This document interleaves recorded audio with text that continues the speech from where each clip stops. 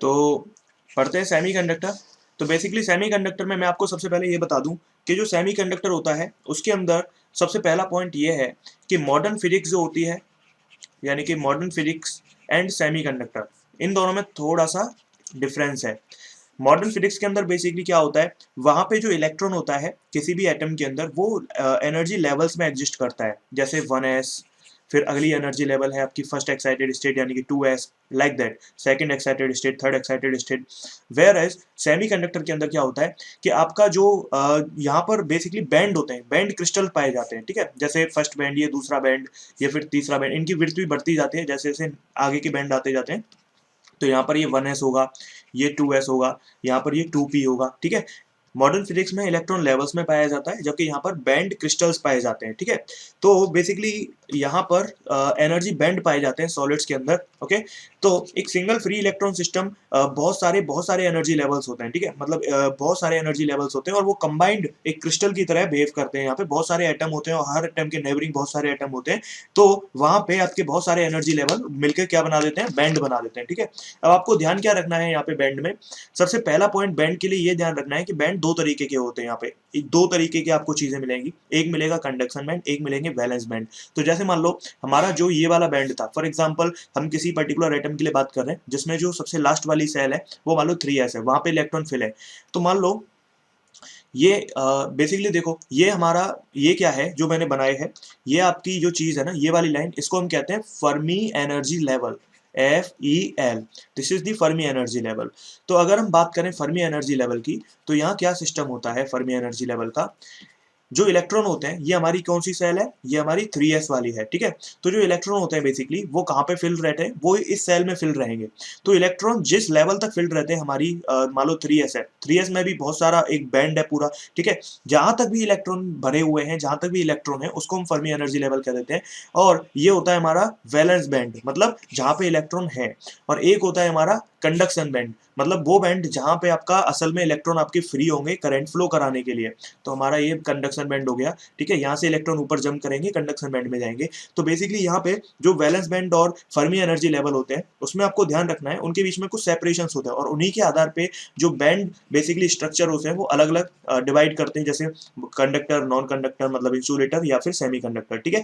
तो इन्हीं के आधार पे हम उनको डिवाइड भी करते हैं। अगर आपने एनसीईआरटी थोड़ी बहुत देखी होगी तो वहां पे अलग से डायग्राम भी दिए गए हैं। तो बेसिकली इन दोनों के बीच में जो गैप होता है, अगर वो बेहद कम है, बहुत ही कम है, ना के बराबर है, ओवरलैपिंग है, तो ऐसे केसेस में वो कंडक्टर हो जाएगा। मतलब कंडक्टर का क्या मतलब होता है कि वहां पे बहुत सारे फ्री इलेक्ट्रॉन है करंट को कंडक्ट कराने के लिए। इसका मतलब क्या है कि बहुत सारे फ्री इलेक्ट्रॉन कब अवेलेबल होंगे, ये तब अवेलेबल होंगे जब आपके इलेक्ट्रॉन वैलेंस बैंड से कंडक्शन बैंड में बहुत आसानी से पहुंच जाए। और ऐसा कब होगा, जैसे मान लो आपके बीच में एक फॉर एग्जाम्पल आपका घर है और एक मतलब आपको कहीं जाना है, ठीक है, आपको एक जगह से दूसरी जगह जाना है और बीच में एक नाला है। अब उसको क्रॉस करके आप जा सकते हो, अगर उसकी विड्थ बहुत ज्यादा है तो बहुत ही कम लोग ऐसे होंगे जो उसको क्रॉस करके जाएंगे। लेकिन अगर मान लो उसकी विड्थ बहुत ही कम है, बिल्कुल ना के बराबर है, तो हर कोई जा सकता है, चाहे बूढ़ा हो, चाहे बच्चा हो, छोटा बच्चा हो, एनीबडी, ठीक है। और अगर उसकी मीडियम है तो कुछ छोटे बच्चे हो सकता है ना जा पाए, कुछ बूढ़े लोग ना जा पाए, लेकिन जो पर्टिकुलर एज ग्रुप के हैं 14 टू 45 तक हो सकता है वहां तक चले जाए। तो वही कहानी यहाँ पर है, ठीक है। तो यहाँ पर क्या है कि मान लो ये कंडक्टर है, तो कंडक्टर के अंदर सपोज ये हमारा कौन सा बैंड है, वैलेंस बैंड, और ये हमारा कौन सा बैंड है, कंडक्शन बैंड। तो बेसिकली कंडक्टर के अंदर मैं अगर बनाऊं, तो कंडक्टर के अंदर एनसीईआरटी के अंदर भी देखोगे तो आपको कुछ इस तरीके का डायग्राम मिलेगा जो ओवरलैपिंग का होगा। ये मान लो हमारा कैसा है, ये ऊपर वाला कंडक्शन बैंड है और नीचे वाला वैलेंस बैंड है। यहाँ पर देखो मैंने दो दो अलग नहीं बनाए हैं। बेसिकली इसका जो पर्पज है वो ये है कि यहाँ पर जो आपके बैंड होते हैं वो ओवरलैप करते हैं। तो ये हमारे ओवरलैपिंग हो रही है, ठीक है।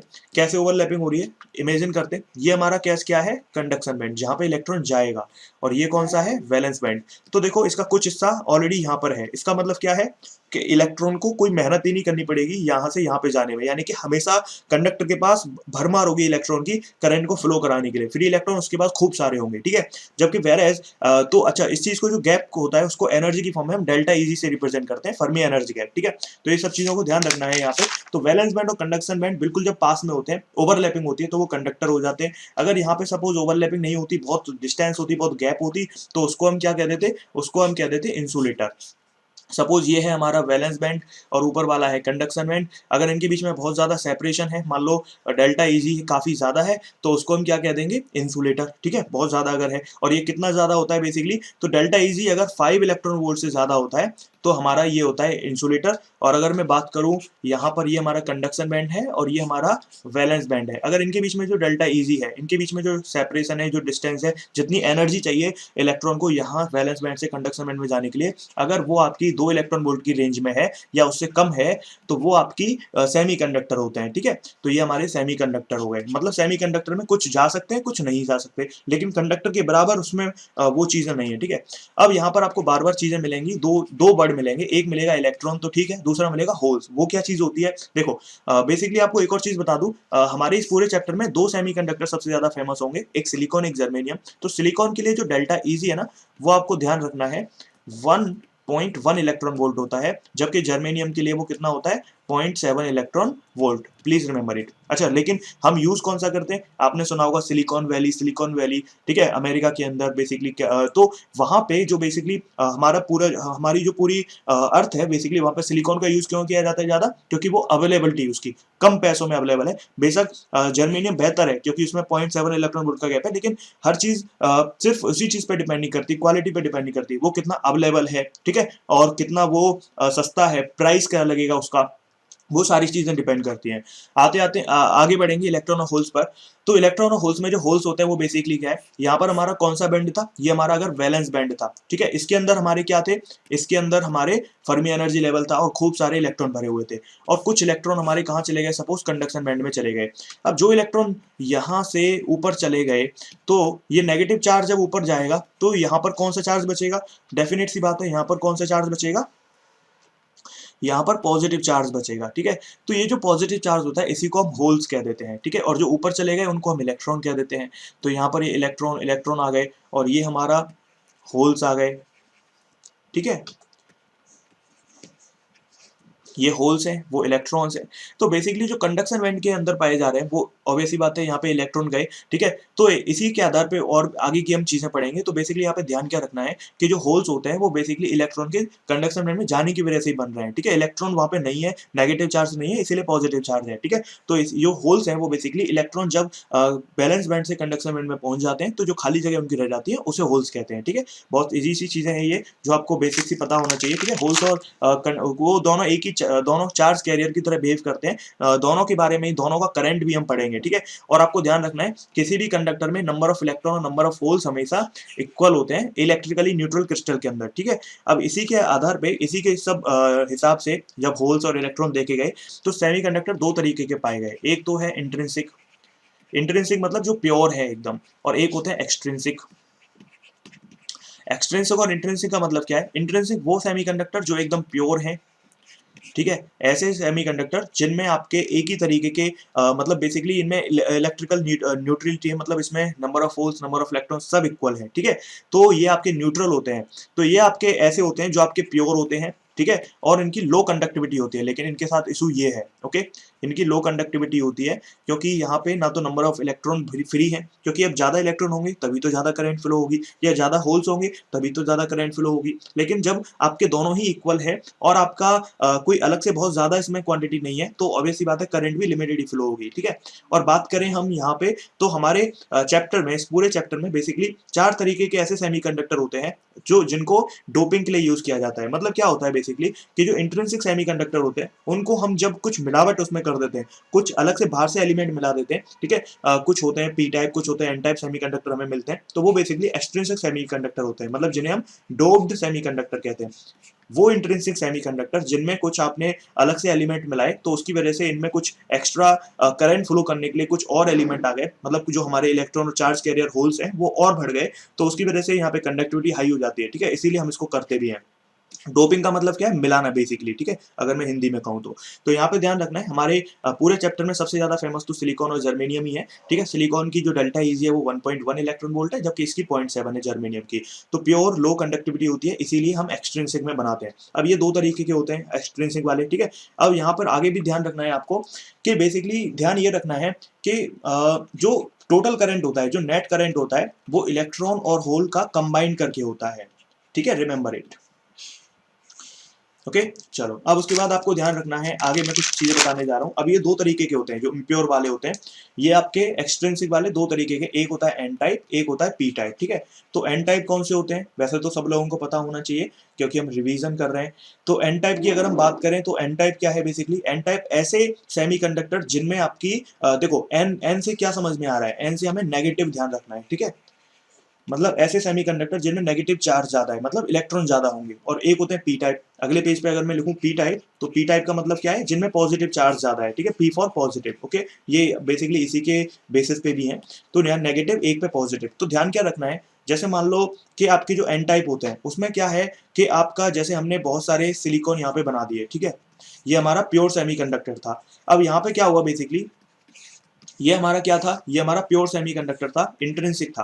अब इसके अंदर हम क्या करें, बाहर से हम कुछ ऐसा एलिमेंट ले आए, ठीक है, ऐसे इसमें मिलावट कर दी ऐसे एलिमेंट्स की जिसकी वजह से यहाँ पर इलेक्ट्रॉन बहुत ज्यादा हो गए, ठीक है। अब यहाँ पे कौन से मिलावट करते हैं, देखो जो आपका सिलिकॉन या जर्मेनियम है ये सब ग्रुप 14 के हैं, एक है 13 ग्रुप पी ब्लॉक में, एक है 15, ठीक है। तो बेसिकली हम इन्हीं दोनों की मिलावट करते हैं, ठीक है। 13 में जैसे बैगन, आलू, गाजर, इन, थैला, है ना। और 14 में आपकी यही कार्बन वगैरह, सिलिकॉन वगैरह, ठीक है, इस तरीके के। और आपके, ठीक है, एसएन, ओके। और आपका जो 15 होता है उसमें न्यूजीलैंड, पाकिस्तान, ऑस्ट्रेलिया, इस तरीके से सब भिखारी। तो यहाँ पे आपका देखो new N P A S, तो यहाँ पे देखो ग्रुप 15 और ग्रुप 13 आपके दो तरीके के एलिमेंट की हम मिलावट करते हैं इस ग्रुप 14 में, ठीक है। अब सिलिकॉन है, अब हमने क्या किया, मान लो ग्रुप 15 के एलिमेंट इसमें डाल दिया, नाइट्रोजन तो बहुत छोटा है, हमने हम बेसिकली कौन सा डालते हैं इसमें, ए एस वगैरह, ठीक है। तो हमने मान लो ए एस डाल दिया, ओके। ये बहुत सी चीजों पर डिपेंड करता है, तो हमने मान लो ए एस डाल दिया इसमें। और हमने क्या किया, मिलावट जब करी हमने, मतलब चाहे वो किसी भी फॉर्म में करी, पहले पिघलाया फिर उसके बाद डाले, या फिर अलग अलग मेथड्स होते हैं वो तो हमने यहाँ पर कौन सा डाल दिया, ए एस डाल दिया। तो उससे क्या होगा, देखो क्योंकि यहाँ पर कौन से बॉन्ड बनेंगे, कोवैलेंट बॉन्ड, ठीक है। तो अब इसने क्या किया, अब इसने अपनी ऑक्टेट पूरी करी। अब इसके वैलेंस शेल में कितने हैं, 5 इलेक्ट्रॉन है, ठीक है। अब इसके वैलेंस में जब 5 हैं तो इसका मतलब क्या है, ये अपने बॉन्ड पूरे कर लेगा, ठीक है, सिलिकॉन के साथ, क्योंकि सिलिकॉन के में भी 4 हैं लेकिन इसके में तो 5 है, एक इलेक्ट्रॉन एक्स्ट्रा बच जाएगा। तो ये जो बचा हुआ इलेक्ट्रॉन है यही आतंक करेगा, ठीक है। ये क्या करेगा, ये हमारे किस कौन से बैंड की बात कर रहे हैं, वैलेंस बैंड की, ठीक है। ये बचा हुआ इलेक्ट्रॉन जो है वो कहाँ पहुंच जाएगा, कंडक्शन बैंड में। तो ये इलेक्ट्रॉन को आप ऊपर पहुंचा दो जो होता है कंडक्शन बैंड, ठीक है। तो ये ध्यान रखना है, ओके। ये इलेक्ट्रॉन ऊपर पहुंच जाएगा कंडक्शन बैंड में, ये वैलेंस बैंड में था, अब ये कंडक्शन बैंड में पहुंच गया, ठीक है। तो ये कब पहुंच पाया, जब आपका एक एक्स्ट्रा इलेक्ट्रॉन था। अब मान लो ये तो था बहुत छोटे से क्रिस्टल की बात, अब ऐसे लाखों एक्स्ट्रा इलेक्ट्रॉन हो जाए तो करंट फ्लो कितना ज्यादा होगा पहले के कंपैरिजन में, तो यही फायदा होता है डोपिंग का, ठीक है। ये तो था एन टाइप। अब मान लो पी टाइप की अगर हम बात करें, तो मैं इसी में अगर आपको समझाना चाहूँ इसको रफ करके थोड़ा सा, तो देखो पी टाइप में हम क्या करते हैं, पी टाइप में हम कौन सा ग्रुप ले लेंगे, पी टाइप में हम ले लेंगे आपका 13 वाला, क्यों, क्योंकि पी टाइप में हमें इलेक्ट्रॉन की कमी करनी है तभी तो पॉजिटिव चार्ज आएगा। तो हमने एल्यूमिनियम ले लिया सपोज, ठीक है। तो जब हमने एल्यूमिनियम लिया तो आपके फिर से कोवेलेंट बॉन्ड यहाँ पे बने। अब कोवेलेंट बॉन्ड बने, अब एल्यूमिनियम में तो भाई कमी, ये तो पहले से भिखारी है भाई, इसमें तो पहले से ही 3 है तो इलेक्ट्रॉन है इसकी वैलेंस सेल में। तो आपने इसने क्या किया, 3 बॉन्ड तो बना लिए लेकिन एक बॉन्ड में सिलिकॉन ने तो दे दिया, इस पर रह गया। तो अब ये क्या करता है, ये दूसरों से खींचते हैं। मतलब यहाँ पर क्या हुआ कि जो इलेक्ट्रॉन है वो जो एक इलेक्ट्रॉन इस बॉन्ड का टूटा और इस पे आ गया, तो यहाँ पर क्या जनरेट हो गया, होल जनरेट हो गया। मतलब यहाँ पे इलेक्ट्रॉन गायब हो गया, पॉजिटिव चार्ज जनरेट हो गया और उसी को हम होल कहते हैं। तो पॉजिटिव चार्ज जब जनरेट हो गया तो इसका मतलब क्या है, अब फिर से चार्ज कैरियर का नंबर बढ़ गया। भाई इलेक्ट्रॉन और होल्स हमें तो दोनों बढ़ाने हैं ना, दोनों के नंबर बढ़ाने हैं, तो होल्स बढ़ गए मतलब पॉजिटिव चार्ज बढ़ गया। मतलब आपका क्या हुआ, करंट फिर से ज्यादा फ्लो होगा। हमारा टारगेट क्या है, हमें करंट ज्यादा फ्लो करना है, हमें चार्ज कैरियर चाहिए, ठीक है। अब वो कैसे भी मिले, तो हमें होल्स मिल गए, हमें क्या उसे, अब होल्स मिल गए तो आपका चार्ज कैरियर होल्स भी होते हैं और इलेक्ट्रॉन भी होते हैं, तो दोनों से करंट बढ़ गया आपका, ठीक है। तो आपका यही रीजन होता है। अब एन टाइप और पी टाइप में ध्यान रखें, ठीक है। बेसिकली एन टाइप जो होता है हमारा, वहां पे आपके नंबर ऑफ इलेक्ट्रॉन ज्यादा है, नंबर ऑफ होल्स है और काफी ज्यादा है। जबकि पी टाइप में पॉजिटिव चार्ज है तो कौन सा ज्यादा होना चाहिए, एन होल ज्यादा होना चाहिए एन इलेक्ट्रॉन से, ठीक है। ये बहुत बेसिक सी बातें थी जो हमारे कॉन्सेप्ट को क्लियर करती हैं। अब आगे ध्यान रखना, एक होता है मास एक्शन लॉ।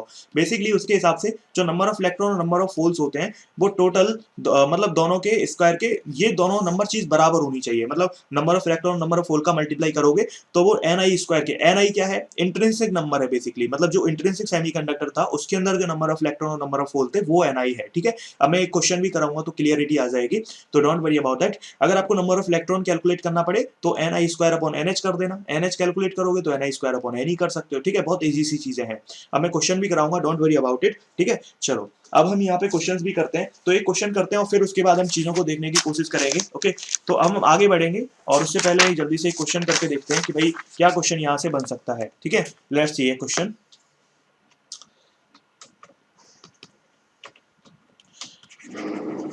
क्वेश्चन ये है कि भाई एक प्योर सिलिकॉन है, मतलब एक इंट्रिंसिक सेमीकंडक्टर है, ठीक है। क्या है? एक प्योर सिलिकॉन है और ये आपका सिलिकॉन 300 केल्विन पे है, ठीक है। टेम्परेचर का कोई फर्क नहीं पड़ता। अब आपका देखो ध्यान रखना, जो आपका ये सिलिकॉन वगैरह होते हैं, ये सेमीकंडक्टर जो है वो रूम टेम्परेचर पे थोड़ी सी हीट देने से एक्साइटेड हो जाते हैं और इलेक्ट्रॉन अपना कंडक्शन बैंड में छोड़ देते हैं, ठीक है। तो अब इस प्योर सिलिकॉन में इलेक्ट्रॉन और होल्स के नंबर आपको दिए गए हैं, Ne और NH, और वो कितना है? वो है आपका 1.5 इंटू 10⁻16, ठीक है, पर मीटर क्यूब। अब इन्होंने कहा कि आपने इसके अंदर डोपिंग की जो इंडियम है उसकी डोपिंग कर दी, ठीक है। इंडियम की आपने डोपिंग कर दी, डोपिंग मतलब मिलावट कर दी इसके अंदर। और अब इनका जो, क्योंकि इंडियम कहाँ पे आता है? बैगन आलू गाजर इन थैला, मतलब ग्रुप 13 है, मतलब कौन सा होना चाहिए? पी टाइप सेमीकंडक्टर बन जाएगा। तो जो नंबर ऑफ होल्स हैं ऑब्वियस सी बात है वो बढ़ गए हैं, और वो बढ़ने भी चाहिए थे, वो हो गए हैं 3 इंटू 10⁻22, ठीक है, पर मीटर क्यूब। तो कैलकुलेट करो नंबर ऑफ इलेक्ट्रॉन कितने होंगे डोप्ड सिलिकॉन में, जस्ट कैलकुलेट इट। तो क्वेश्चन देखो यहाँ से कुछ कुछ मिलता हुआ नजर आ रहा होगा। Ni स्क्वायर का मतलब क्या था कि जो हमारा प्योर जो इंट्रिंसिक सेमीकंडक्टर है उसके अंदर नंबर ऑफ इलेक्ट्रॉन और नंबर ऑफ होल कितने हैं। Ne और NH क्या है? ये आपके डोपिंग के बाद है, ठीक है। तो यहाँ पे आपको ध्यान रखना है, Ni स्क्वायर का मतलब है कि आपके इलेक्ट्रॉन और होल्स इक्वल होते थे प्योर में, तो आपका क्या कर दोगे? जो भी आपके दिए गए हैं नंबर उसका स्क्वायर करो, डिवाइडेड बाई क्या कर दो? नंबर ऑफ होल्स से, तो आपका नंबर ऑफ इलेक्ट्रॉन आ जाएगा, ठीक है। तो ये बहुत इजी सा क्वेश्चन है, अगर आप करना चाहें तो बहुत इजी है। देखो यहाँ पे हम NH is equal to Ni का स्क्वायर कर देंगे। अब Ni क्या है? Ni ये है जो प्योर सिलिकॉन के अंदर है नंबर ऑफ इलेक्ट्रॉन। तो हमने क्या किया? हमें Ne निकालना है। अगर Ne निकालना है तो Ni स्क्वायर अपॉन NH कर देंगे। तो Ni स्क्वायर का मतलब क्या है? Ni स्क्वायर का मतलब है आपका जो आपके प्योर में है, प्योर में कितने हैं? 1.5 इंटू 10⁻16, इसका कर दो स्क्वायर, डिवाइड कर दो नंबर ऑफ होल से, जो है 3 इंटू 10⁻22। तो आई होप आप इसको समझ पाए होंगे, ठीक है। चलो अब उसके बाद हम आगे बढ़ते हैं और इसका जो आंसर है वो 7.5 इंटू 10⁹ पर मीटर क्यूब आ जाएगा, ठीक है। पर मीटर क्यूब का मतलब कंसंट्रेशन होता है बेसिकली, ओके, इतने पर्टिकुलर वॉल्यूम में। Now comes to the next point, जो होता है electrical conductivity in semiconductor. ये क्वेश्चन आपको बहुत मिलेंगे देखने को। तो इलेक्ट्रिकल कंडक्टिविटी में ध्यान रखें, हमारी जो करंट की इक्वेशन होती थी वो ये होती थी, ठीक है। और हमारी जो आपकी करंट डेंसिटी होती थी वो ये होती है, करंट डेंसिटी होती थी I/A, ठीक है। तो जो Vd होती थी वो बेसिकली क्या होती थी, अगर आपको याद हो तो हमारी ड्रिफ्ट वेलोसिटी इलेक्ट्रिक फील्ड के डायरेक्टली प्रोपोर्शनल होती थी, और हमने Vd को म्यू ई भी लिखा था, अगर करंट इलेक्ट्रिसिटी पढ़ी हो तो ढंग से, ठीक है। तो यहाँ पर हमने लिखा था Ne म्यू ई, तो J की वैल्यू हमने ये भी लिखी थी। तो यहाँ से हमें क्या पता चलता है, बेसिकली हम ये क्यों कर रहे हैं, क्योंकि बेसिकली एग्जाम के अंदर हमें क्या मिलता है, एग्जाम के अंदर जो हमें क्वेश्चन पूछा जाता है वो कंडक्टिविटी का पूछा जाता है। तो यहाँ से हम कंडक्टिविटी का फॉर्मूला ड्राइव करने वाले हैं, ठीक है। तो यहाँ से जो हमारी टोटल कंडक्टिविटी हो जाएगी वो Je प्लस J होल के इक्वल हो जाएगी, क्योंकि दोनों ही अलग अलग कंडक्टिविटी, दोनों ही अपने कंडक्टर हैं, मतलब दोनों ही बेसिकली पार्टिकल हैं, चार्ज कैरियर हैं। तो यहाँ पर जो इलेक्ट्रॉन के लिए हो जाएगी J, वो हो जाएगी number of electrons into E into mu E, ठीक है। और होल्स के लिए क्या लिख सकते हैं? Number of holes into E into mu E, ठीक है। देखो ई फॉर इलेक्ट्रॉन नहीं है, इलेक्ट्रॉनिक चार्ज है, इस ई फॉर इलेक्ट्रॉन है, ठीक है। ये नंबर ऑफ इलेक्ट्रॉन है, ये इलेक्ट्रॉनिक चार्ज है, ये नंबर ऑफ होल्स है, ये इलेक्ट्रॉनिक चार्ज है, जो कितना होता है 1.6 इंटू 10⁻⁻19 कूलम, ठीक है। तो आपका यहाँ से क्या आ जाएगा, यहाँ से जो आ जाएगा वो आ जाएगा ये क्या चीज होती है? दिस इज सिग्मा, ठीक है। This is sigma of electron and this is sigma of holes.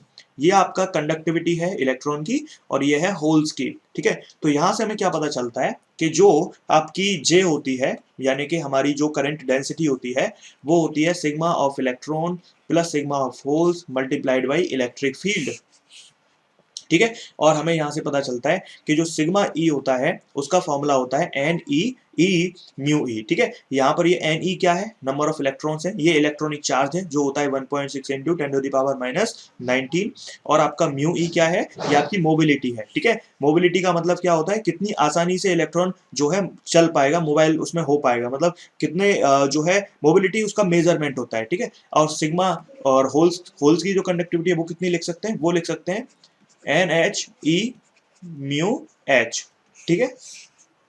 इसी के ऊपर आपके क्वेश्चंस पूछे जाते हैं, यहाँ से आपके कंडक्टिविटी वगैरह के ऊपर क्वेश्चंस पूछे जा सकते हैं कई बार, ठीक है। तो क्वेश्चन क्या है कर लेते हैं जल्दी से। तो नाउ क्वेश्चन इज, आपको पूछा गया कि what will be the conductance, ध्यान रखना, conductance of pure silicon crystal if electron hole pair पर सेंटीमीटर क्यूब इज इतना, मतलब आपको जो इलेक्ट्रॉन होल पेयर है उनका नंबर कितना दिया गया है 1.072 इंटू 10⁻10। अब ध्यान रखना यहाँ पर मैंने एक वर्ड यूज किया प्योर, तो इसका मतलब क्या है, ये कौन सा नंबर होगा, Ni का नंबर है, मतलब ये नंबर ऑफ इलेक्ट्रॉन या नंबर ऑफ होल्स है जब आपका कंडक्टर कैसा है, जब आपका सेमी कंडक्टर प्योर है, इंट्रिंसिक है। अब क्वेश्चन कहता है कि अगर म्यू ई हमारा कितना है 1350 सेंटीमीटर स्क्वायर है, ठीक है, पर वोल्ट सेकंड, ये इसकी यूनिट हो गई वो तो बेसिकली, और आपका जो म्यू होल्स है वो अगर इतना है, ठीक है, तो आपको कंडक्टेंस बताना है प्योर सिलिकॉन क्रिस्टल का, ओके। मतलब आपको होल्स के लिए और इलेक्ट्रॉन के लिए मोबिलिटी दी गई है, ओके। तो आपको यहाँ पे कैलकुलेट करना है, जल्दी से क्या कैलकुलेट करना है, कंडक्टेंस कैलकुलेट करना है, ओके। और ये भी आपके जो Ni दिए गए हैं पर सेंटीमीटर क्यूबिक दिए गए हैं, क्यूबिक सेंटीमीटर, ठीक है, तो इसीलिए यूनिट का कोई लोचा नहीं है। तो यहाँ से आपको ओवरऑल सिग्मा कैलकुलेट करना है, तो कैसे करोगे, sigma E plus sigma H, ठीक है। सिग्मा ई अभी अभी बताया मैंने कितना होता है, एन इलेक्ट्रॉन का नंबर इंटू ई और इंटू म्यू, है ना, जो आपका यहाँ पे दिया गया है, ठीक है, प्लस एन होल्स का ई इंटू म्यू एच, ठीक है। तो यहां से कर लो बस, आपका क्या क्या कॉमन आ जाएगा। अब देखो कॉमन कौन कौन सी, अब ये इंट्रिंसिक के दिए गए और इंट्रिंसिक में दोनों इक्वल होते हैं, तो मैं यहाँ पे लिख सकता हूँ ई को हटाकर और एच को हटाकर सेम एन लिख सकता हूँ, और एन हमारा कितना हो जाएगा, आई के इक्वल हो जाएगा, ठीक है। ये भी आई और ये भी आई, क्यों, क्योंकि प्योर जब क्रिस्टल होता है तो उसके अंदर इलेक्ट्रॉन और होल्स दोनों ही इक्वल होते हैं। तो हमारा एन आई कॉमन आ गया, ई भी कॉमन आ गया, अंदर बचा mu E plus mu H, हमारा क्वेश्चन हो गया, ठीक है। अब एन आई की वैल्यू हमें दी गई है 1.1 मत लिखो, सीधे सीधे लिखो, ठीक है। और इलेक्ट्रॉनिक चार्ज हम जानते हैं कितना होता है 1.6 इंटू 10⁻⁻⁹, और म्यू ई कितना दिया गया है 1350, और आपका जो म्यू एच है वो 480, दोनों को जोड़ोगे तो कितना आ जाएगा, दोनों को जोड़ लो, और आपका यहाँ से आंसर आप कैलकुलेट कर सकते हो। अगर मैं इजीली कैलकुलेट करके दिखाऊं तो ये आ जाएगा 1.6, ये आ जाएगा 10⁻⁹, और मल्टीप्लाई कर दो, इसके जोड़, इसको ऐड कर दो, तो ये हो जाएगा 13, 17, 1750 और 1830, ठीक है। तो आपका ये आ गया। अब इसको जल्दी से सॉल्व कैसे कर सकते हैं, देखो पहली बात तो आपको ऑप्शन में देखना है पावर के हिसाब से, अगर पावर सबकी सेम सेम है तो दिक्कत है, अगर सेम नहीं है तो फिर तो वैसे ही हो जाएगा। अब देखो ये 1.6 है ना, इसको भी आप 1.8 कर लो, ठीक है, और पावर को 3 राइट में लेफ्ट में ले जाओ, तो ये आपकी 10⁻⁻6 हो जाएगी, ठीक है। और आपका ये कितना हो जाएगा, लगभग दोनों को 1.77 कर लो, इसको बढ़ा लो, इसको कम कर लो, तो 1.77 का आंसर, अब 17 आपको पता होना चाहिए, 389 होता है, तो आपका आंसर लगभग कितना आ जाएगा, 3 की रेंज में आ रहा होगा, ठीक है, 3 पॉइंट कुछ कुछ है ना, जो भी है, और 10⁻⁻6, तो आप जो है आसानी से चारों ऑप्शंस में से एक ऑप्शन टिक कर सकते हो, ठीक है। आई होप आपको ये समझ में आया होगा, ओके। कैलकुलेशन में कभी नहीं डरना है, फिजिक्स में या केमिस्ट्री में, डोंट वरी अबाउट इट, सीधे सीधे, अगर वो वीडियो नहीं देखी है फास्ट कैलकुलेशन वाली तो वो देख लेनी चाहिए। आगे बढ़ते हैं, और यहाँ पर कैसा क्वेश्चन आ सकता है, एक और करके देख लेते हैं। तो अगला क्वेश्चन यहाँ पर जो आता है वो आता है मतलब एक कंडक्टर के लिए और एक सेमी कंडक्टर के लिए। मान लो क्वेश्चन ये कह दिया कि बताओ आपका एक कॉपर है और एक आपका जर्मेनियम है, ठीक है, अगर टेम्परेचर बढ़ा दिया तो किसका रेजिस्टेंस बढ़ेगा, क्या दोनों का बढ़ेगा कि दोनों का घटेगा, एक का बढ़ेगा एक का घटेगा, ठीक है। यानी कि ये इसका बढ़ेगा, इसका बढ़ेगा, इसका घटेगा या इसका घटेगा, ठीक है, मतलब इनमें से क्या किसका क्या होगा। अगर हमने टेम्परेचर बढ़ाया तो कॉपर हमारा कंडक्टर है, तो इसका मतलब टेम्परेचर बढ़ाने से इसका तो रेजिस्टेंस बढ़ना ही है, ये तो हम वैसे भी जानते हैं। क्यों बढ़ना है, क्योंकि टेम्परेचर बढ़ाओगे तो ज्यादा इलेक्ट्रॉन टकराएंगे और टकराने की वजह से रेजिस्टेंस बढ़ेगा। लेकिन मुद्दा है जर्मेनियम का, देखो फर्क क्या है दोनों में, एक है कंडक्टर और एक है आपका सेमी कंडक्टर। तो जो कंडक्टर के केस में आपकी ओवरलैपिंग होती थी, ठीक है, ये आपकी ओवरलैपिंग थी, यहाँ पर आपका कंडक्शन बैंड ये था अगर, तो वैलेंस बैंड इसके बिल्कुल पास में होता था, इलेक्ट्रॉन को बिल्कुल मेहनत नहीं करनी है ऊपर जाने में, मतलब हमेशा कंडक्शन बैंड में खूब सारे इलेक्ट्रॉन आपके भरे पड़े हैं। यानी कि टेम्परेचर अगर आपने बढ़ाया तो ऐसा कुछ नहीं होने वाला कि वैलेंस बैंड से बहुत सारे इलेक्ट्रॉन कंडक्शन बैंड में पहुंच जाएं। लेकिन अगर आप यहाँ पर देखो तो क्या होने वाला है, ये आपका कंडक्शन बैंड है, ये आपका वैलेंस बैंड है। अगर आपने टेम्परेचर बढ़ाया तो वैलेंस बैंड में बहुत सारे इलेक्ट्रॉन आपके बॉन्ड टूटेंगे यहाँ पर, और बहुत सारे कंडक्शन बैंड में जाने लगेंगे, उनके पास एनर्जी आ जाएगी, काइनेटिक एनर्जी, मतलब बहुत सारी एनर्जी आ जाएगी और वो ऊपर भाग जाएंगे। ठीक है, तो यानी कि इस वाले केस में तो आपकी कंडक्टिविटी बढ़नी चाहिए, रेजिस्टेंस कम होना चाहिए, लेकिन इस वाले केस में तो कोई फर्क ही नहीं पड़ा भाई, इसमें तो पहले से ही भरमार थी ना, इसमें तो कोई इलेक्ट्रॉन बढ़े ही नहीं उसके अंदर। तो इससे क्या पता चला कि यहाँ पर सिर्फ जो एनर्जी है उनकी वजह से उल्टे कॉलिजन बढ़ गए, तो कॉलिजन बढ़ेंगे तो रेजिस्टेंस उल्टा बढ़ गया। ठीक है, तो इसका मतलब इसमें तो बढ़ गया लेकिन इसमें घट गया। क्यों घट गया?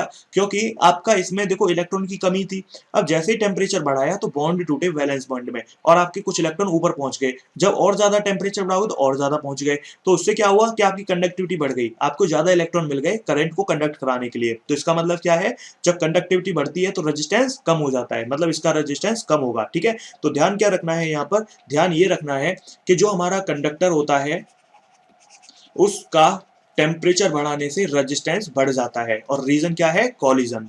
ठीक है, इलेक्ट्रॉन ज्यादा टकराएंगे अब आपस में, और सेमीकंडक्टर के केस में टेम्परेचर बढ़ाने से उल्टा रेजिस्टेंस कम हो जाता है। रीजन क्या है, वैलेंस बैंड में, कंडक्शन बैंड में ज्यादा इलेक्ट्रॉन का नंबर बढ़ जाता है। ठीक है, इलेक्ट्रॉन इंक्रीज हो जाते हैं। ओके, आई होप आपको ये समझ में आया होगा। देखो, समुद्र में आप थोड़ा सा पानी और डाल दो तो उसमें कोई फर्क नहीं पड़ेगा, तो कंडक्टर एक समुद्र है, एक एक सी है, उसमें पहले से दुनिया भर के इलेक्ट्रॉन है। ठीक है, अब उसमें थोड़े से दो चार इलेक्ट्रॉन और बढ़ भी गए तो उससे कोई फर्क नहीं पड़ेगा, लेकिन टकराव उसमें बहुत ज्यादा हो गया, इलेक्ट्रॉन जो थे वो आपस में बहुत टकराने लग गए, तो रेजिस्टेंस उल्टा और बढ़ गया। ठीक है, लेकिन सेमीकंडक्टर में बेचारा पहले से नदी थी, खाली थी, उसमें आप बहुत सारा पानी भर दोगे तो वो तो और ज्यादा उसमें फ्लो आ जाएगा। ठीक है, तो ये वाला सीन है।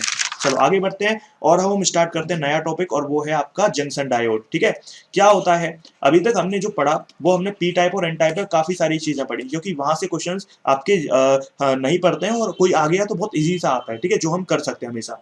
अब क्या होता है, अगर हमने पी टाइप और एन टाइप को एक ही जगह पे मिला दिया, एक ही में, तो उससे क्या होता है लोचा, कि यहाँ पर पी टाइप और एन टाइप में लोचा क्या हो जाता है कि पी टाइप में हमारे क्या ज्यादा है, होल्स ज्यादा है,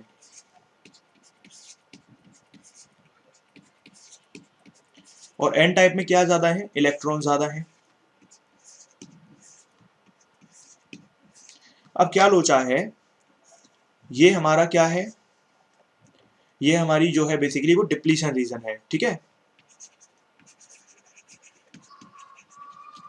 तो ये डिप्लीशन रीजन होती क्या है, देखो बेसिकली क्या है, जब पी टाइप में होल ज्यादा है और एन टाइप में इलेक्ट्रॉन ज्यादा है, तो ये हमारी धरती पर नियम है कि जो चीज ज्यादा होती है वहां से कम की तरफ वो भागती है। जैसे हवा, एयर, विंड आपकी हाई प्रेशर से लो प्रेशर जाती है, पानी भी ज्यादा अमाउंट से कम अमाउंट की तरफ जाता है। तो बेसिकली यही है कि यहाँ पे अगर पॉजिटिव चार्ज ज्यादा है, या फिर बायोलॉजी में भी देखा होगा कि भाई सेल में भी आपके हाई कंसेंट्रेशन से लो कंसेंट्रेशन पे चीजें, सॉरी, हाई पोटेंशियल से लो की तरफ जाते हैं ना, तो वहां पे बेसिकली क्या होता है कि हर जगह यही फिनोमेना है, डिफ्यूजन वगैरह में भी। ठीक है, तो यही फिनोमेना होता है कि जहाँ पे ज्यादा अमाउंट है वहां से कम की तरफ, तो यहाँ पे पॉजिटिव चार्ज ज्यादा है तो बेचारे पॉजिटिव चार्ज इधर जाना चाहेंगे, नेगेटिव चार्ज इधर आना चाहेंगे। तो उसकी वजह से क्या होगा, जब आपके यहाँ पर क्या होता है कि थोड़े बहुत रीजन में पॉजिटिव और नेगेटिव आपस में क्या हो जाते हैं, यहाँ पर पॉजिटिव इधर नेगेटिव नेगेटिव बन गए, तो उसकी वजह से क्या होता है कि एक अपोजिशन का एक इलेक्ट्रिक फील्ड जनरेट हो जाता है। मतलब बेसिकली क्या है, अब जैसे जैसे मैं इसको हटा दूं, ठीक है, मैं यहाँ क्या बताना चाह रहा हूँ, अब देखो यहाँ पे पॉजिटिव आ गए, यहाँ पे नेगेटिव आ गए, अब एक है हाई पोटेंशियल, एक साइड में लो पोटेंशियल आ गया, तो इसका मतलब क्या है कि आपका जो एक इलेक्ट्रिक फील्ड जनरेट हो गया, एक ई इंड्यूस्ड हो गया, इलेक्ट्रिक फील्ड इंड्यूस हो गया यहाँ पे। अब उसकी वजह से क्या होगा, उसकी वजह से ये होगा कि जो आपके नेगेटिव चार्ज पार्टिकल हैं वो आपके अब उधर नहीं जाएंगे, पॉजिटिव वाले मतलब उधर नहीं जाएंगे। ठीक है, तो दोनों का रिकॉम्बिनेशन नहीं होगा, अगर दोनों रिकॉम्बाइन नहीं होंगे तो हमें ज्यादा करंट भी नहीं मिलेगा। ठीक है, मतलब हमारे लिए प्रॉब्लम हो गई, तो एक टाइम बाद इनका जो रिकॉम्बिनेशन है वो बंद हो जाता है।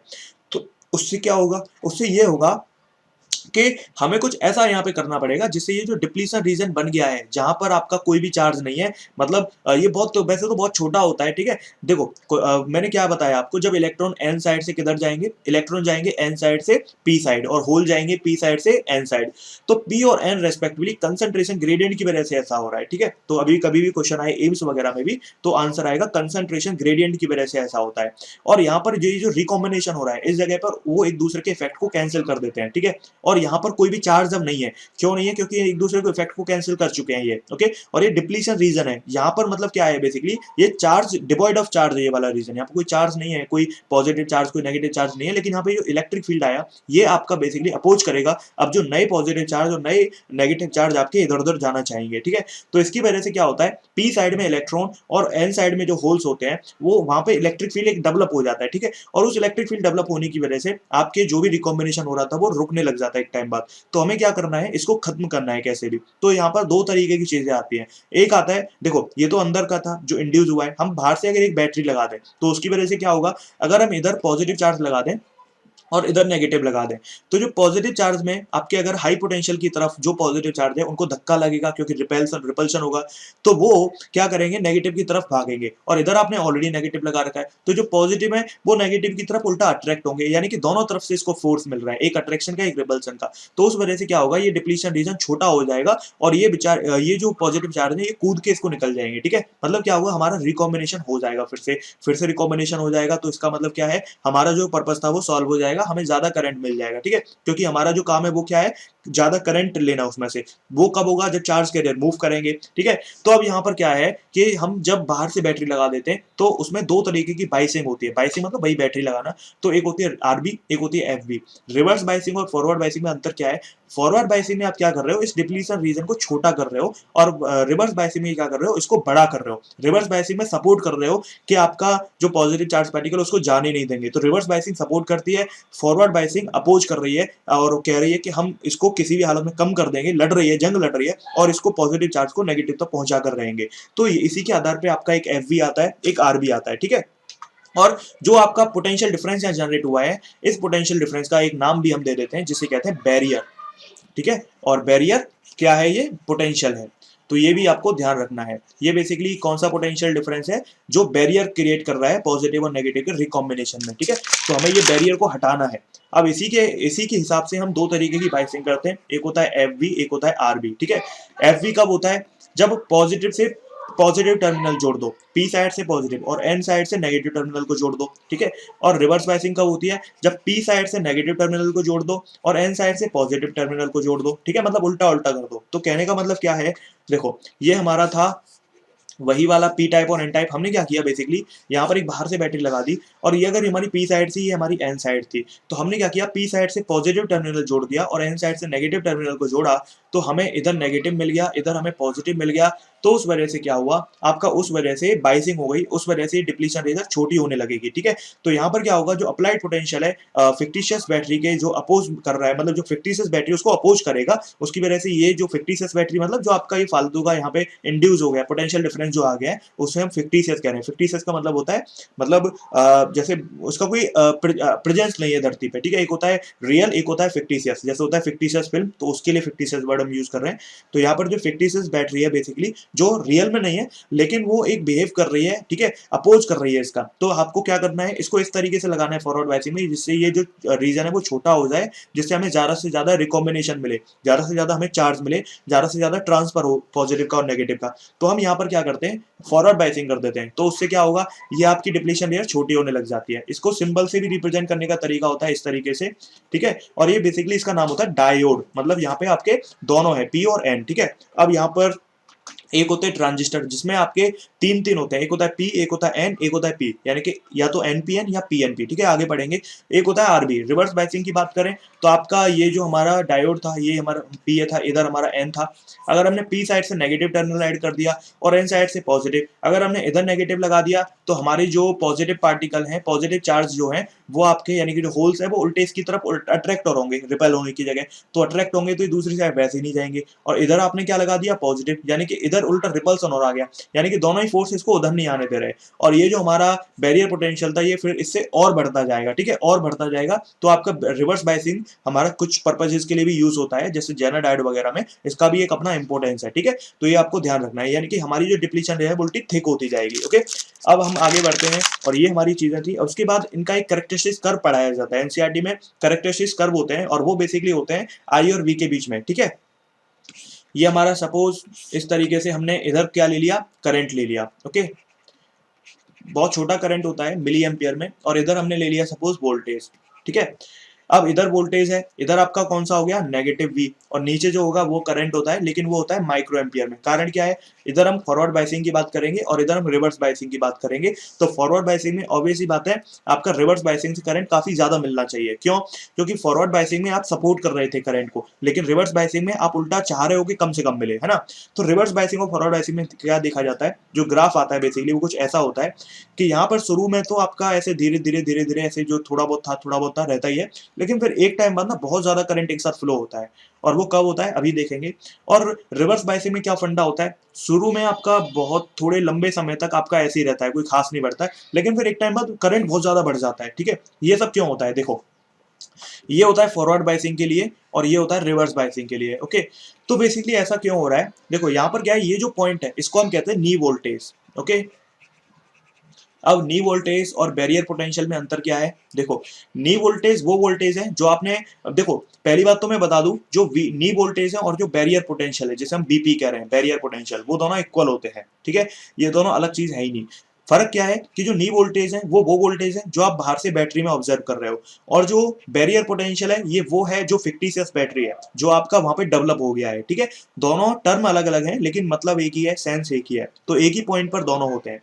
तो बेसिकली आपने क्या किया, जब आपने बैटरी उस पर लगा दी तो एक टाइम ऐसा आएगा कि जब आप पोटेंशियल को बढ़ाते गए, तो यहां पर जब आप पोटेंशियल को बढ़ाते जाएंगे तो एक टाइम ऐसा आएगा कि आपके जितने भी पॉजिटिव हैं वो बहुत ज्यादा, मतलब ज्यादा पोटेंशियल होने की वजह से बहुत ज्यादा इसमें करंट फ्लो होने लगेगी, ठीक है। बहुत ज्यादा तेजी से पॉजिटिव इधर जाएंगे, नेगेटिव इधर जाएंगे, रिकॉम्बिनेशन होंगे, चार्ज कैरियर फ्लो करेंगे, उसकी वजह से बहुत ज्यादा करंट आपको मिलने लग जाएगी, ठीक है। तो इसीलिए हमें यहाँ पर ऐसा ग्राफ मिलता है एक टाइम बाद। और वो कौन सा पोटेंशियल होता है, वो पोटेंशियल होता है जब आप यहाँ पर जितना बैरियर पोटेंशियल था उसको ओवरकम कर दोगे, मतलब जितना आपको यहाँ पे जरूरत थी, जितनी, जैसे मान लो यहाँ पर 0.5 वोल्ट जनरेट हो गया था, ठीक है, बहुत छोटा सा यहाँ पर एक बैरियर पोटेंशियल जनरेट हो गया था जो अपोज कर रहा था पॉजिटिव को दूसरी साइड में जाने से। आपने बाहर से बैटरी लगाई 5 वोल्ट की, तो क्या हुआ कि 5 वोल्ट में से 0.5 वोल्ट जब अचीव हो जाएगा यहाँ पे, तो 0.5 वोल्ट के बाद जितना भी वोल्टेज आएगा वो क्या करेगा, वो चार्जेस को दूसरी तरफ में बहुत ज्यादा तरीके से फ्लो करेगा।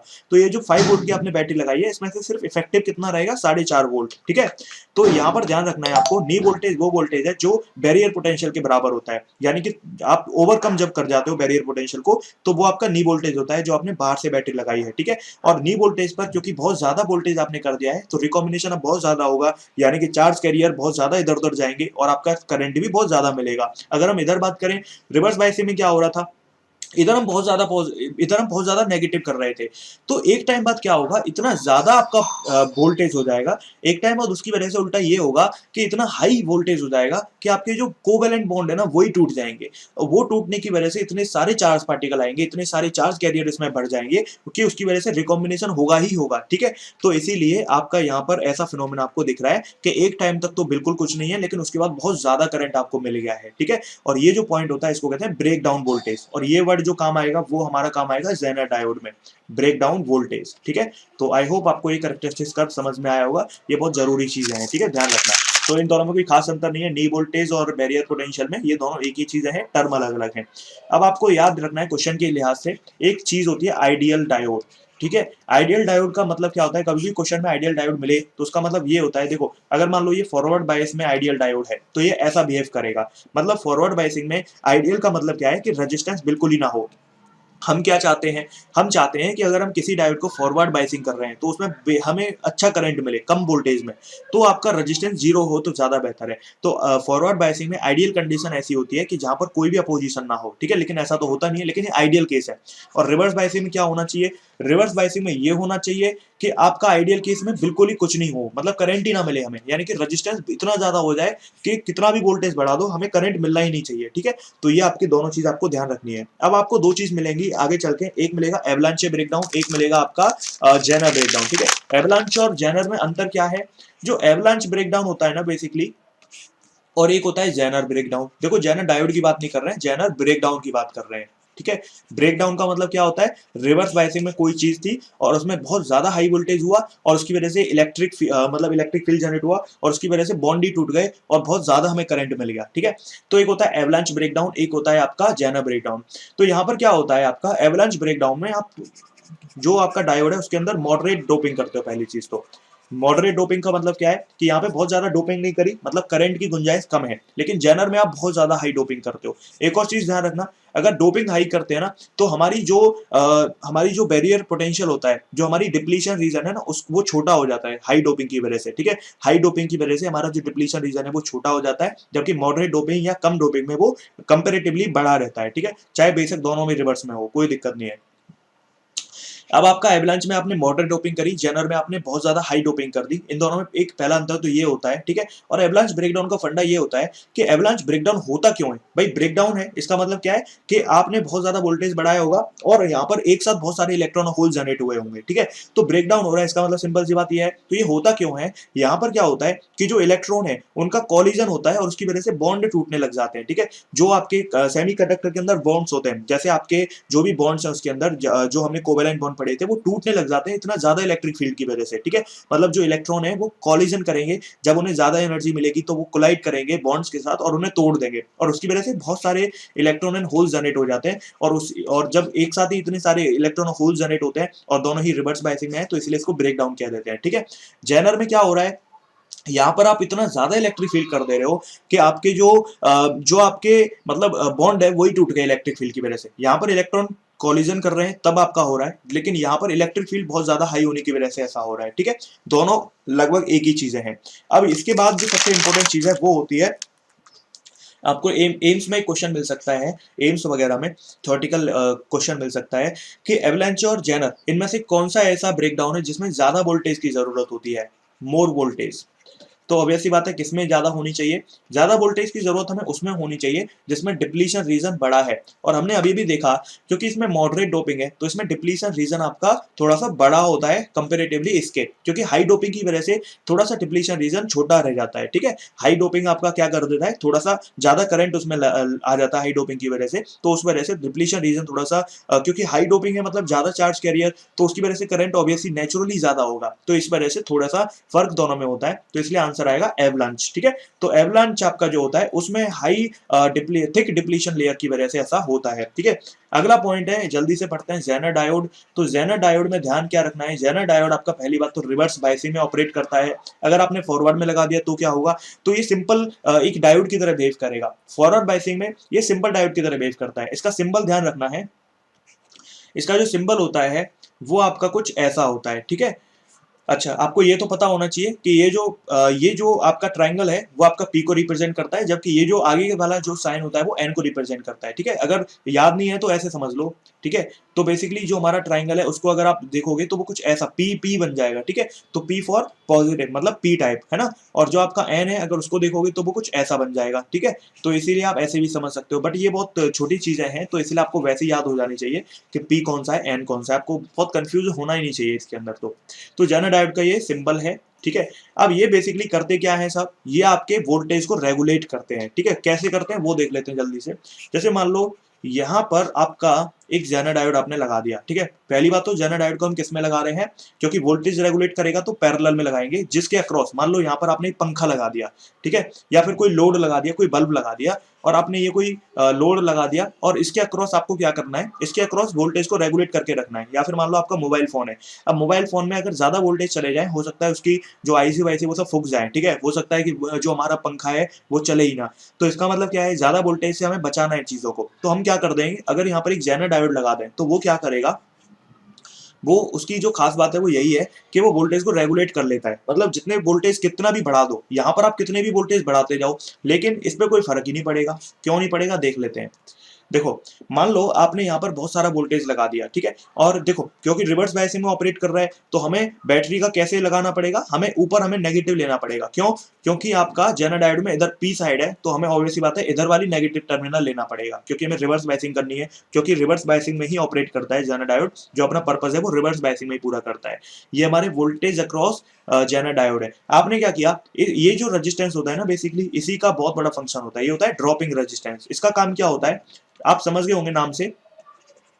इसका काम ये होता है कि जब आपने बहुत ज्यादा वोल्टेज लगा दिया इसके अक्रॉस सर्किट में, तो उस वजह से क्या होगा भाई, जेना डायोड देखो आपने शुरू में मान लो 10 वोल्ट था, अब शुरू में 10 वोल्ट था और जेना डायोड की जो इस वोल्टेज जो लोड के अक्रॉस हमें चाहिए वो 5 वोल्ट चाहिए, तो हम जेना डायोड के अक्रॉस ऐसा जेना डायोड बनाएंगे जो 5 वोल्ट को मेंटेन करे, तो बाकी का 5 वोल्ट इसके अक्रॉस रहेगा। लेकिन अगर आपने इसी बैटरी को 15 वोल्ट का कर दिया तो क्या होगा, तो आपका इसके अक्रॉस तो हमें 5 ही रखना है, तो बचा हुआ जाएगा कहां, बचा हुआ इसके अक्रॉस ड्रॉप हो जाएगा। तो ये आपका सर्किट होता है जेना डायोड का, जिसमें ये ड्रॉपिंग रेजिस्टेंस का रोल होता है, ठीक है।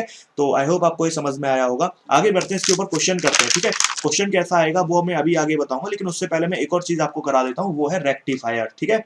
और मैं आगे क्वेश्चन में आपको एक पॉइंट बताऊंगा, तो उस पॉइंट को आप ध्यान रखिएगा, वो क्वेश्चन के थ्रू ही बता दूंगा जेना डायोड का। अभी क्वेश्चन करेंगे, डोंट वरी अबाउट इट।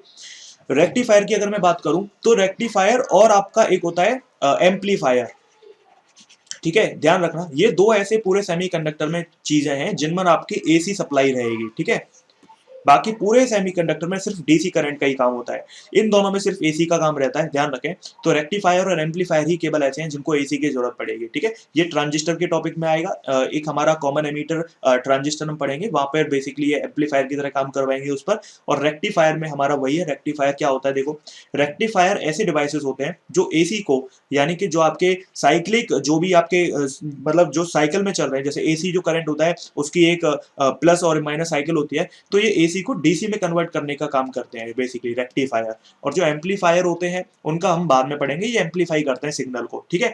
तो ये बेसिकली एसी को डीसी में कन्वर्ट करते हैं। अब एसी क्या, करंट को और वोल्टेज दोनों को, ठीक है। अब इनका जो सर्किट होता है वो कुछ ऐसा होता है, यहाँ पर अगर आपने स्टेप डाउन वगैरह ट्रांसफॉर्मर कभी देखा हो, स्टेप अप स्टेप डाउन, तो यहाँ पर बेसिकली ये ऐसे हमने एक ट्रांसफार्मर का सर्किट बना दिया, ठीक है। इस तरीके से दोनों में यहाँ पे म्यूचुअल इंडक्शन, और हमने क्या किया इस तरीके से, ये हमारा लोड है और इसके अक्रॉस हमारा आउटपुट है, ठीक है। मतलब बेसिकली ये हमारा आउटपुट है, ओके भाई। हमें किसी के जैसे ऐसे मान लो ये हमारा प्लग था, जहां पर ये मान लो हमारा पूरा क्या है, पूरा ये ऐसे मान लो पूरा जो मोबाइल का चार्जर आता है ना वो है, उसका जो एडेप्टर है आगे वाला वो है, और ये हमारा लैपटॉप या मोबाइल है, ठीक है। हमें इसको चार्ज करना है। अब हमें इसको अगर चार्ज करना है, देखो हमारे जो मोबाइल या लैपटॉप है उनको चाहिए डीसी करंट, ठीक है, उसके अंदर बैटरी है, तो अगर उसे डीसी करंट चाहिए और आपने लगा दिया उसको एसी करंट आप उसे दे रहे हो, तो क्या वो तो काम ही नहीं होगा उसका, तो वो तो काम ही नहीं, चार्ज ही नहीं होगा। तो बेसिकली उसका जो एडेप्टर होता है वो यही काम करता है। तो एडेप्टर क्या करेगा कि जो एसी करंट आ रहा है ना उसको डीसी में कन्वर्ट करने की कोशिश करेगा। तो देखो कैसे करते हैं बेसिकली, अब ये हमारा पी साइड है, ये हमारी एन साइड है, तो क्या होगा जब मान लो, क्योंकि एसी है तो एक बार साइकिल पॉजिटिव होगी तो एक बार नेगेटिव होगी, ठीक है। अगर ऊपर पॉजिटिव है तो नीचे की साइड नेगेटिव, और जब ऊपर पॉजिटिव नीचे नेगेटिव, ऊपर नेगेटिव नीचे पॉजिटिव। देखो अब ये जो डायोड है एक बार फॉरवर्ड बायसिंग में रहेगा, एक बार रिवर्स में। अगर ऊपर पॉजिटिव है मतलब इधर पी साइड, मतलब ये करंट को पास होने देगा क्योंकि ये फॉरवर्ड बायसिंग में आ गया। अगर ऊपर नेगेटिव है और इधर पी साइड, मतलब करंट को पास ही नहीं होने देगा, ठीक है। तो यहां से हमें पता चलता है कि आपका ये फॉरवर्ड बायसिंग में मतलब एक बार फॉरवर्ड में काम करेगा, एक बार आरबी में काम करेगा, रिवर्स में काम करेगा। तो अगर हम यहाँ पे ग्राफ बनाकर देखें तो हमें जो ग्राफ मिलेगा वो कैसा मिलेगा, हमें जो ग्राफ मिलेगा कुछ ऐसा मिलेगा। बेसिकली मैं जो कहना चाह रहा हूँ वो कुछ ऐसा है, ये कुछ नहीं है, इसको हटा देना, ठीक है।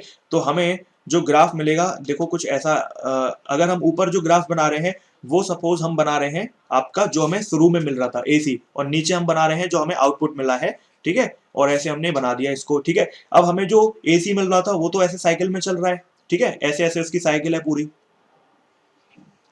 और हमें जो, ये तो था हमारा इनपुट, ठीक है, ये हम वोल्टेज के लिए बना रहे हैं, अब करंट के लिए भी बना सकते हो, ये हमारा इनपुट था।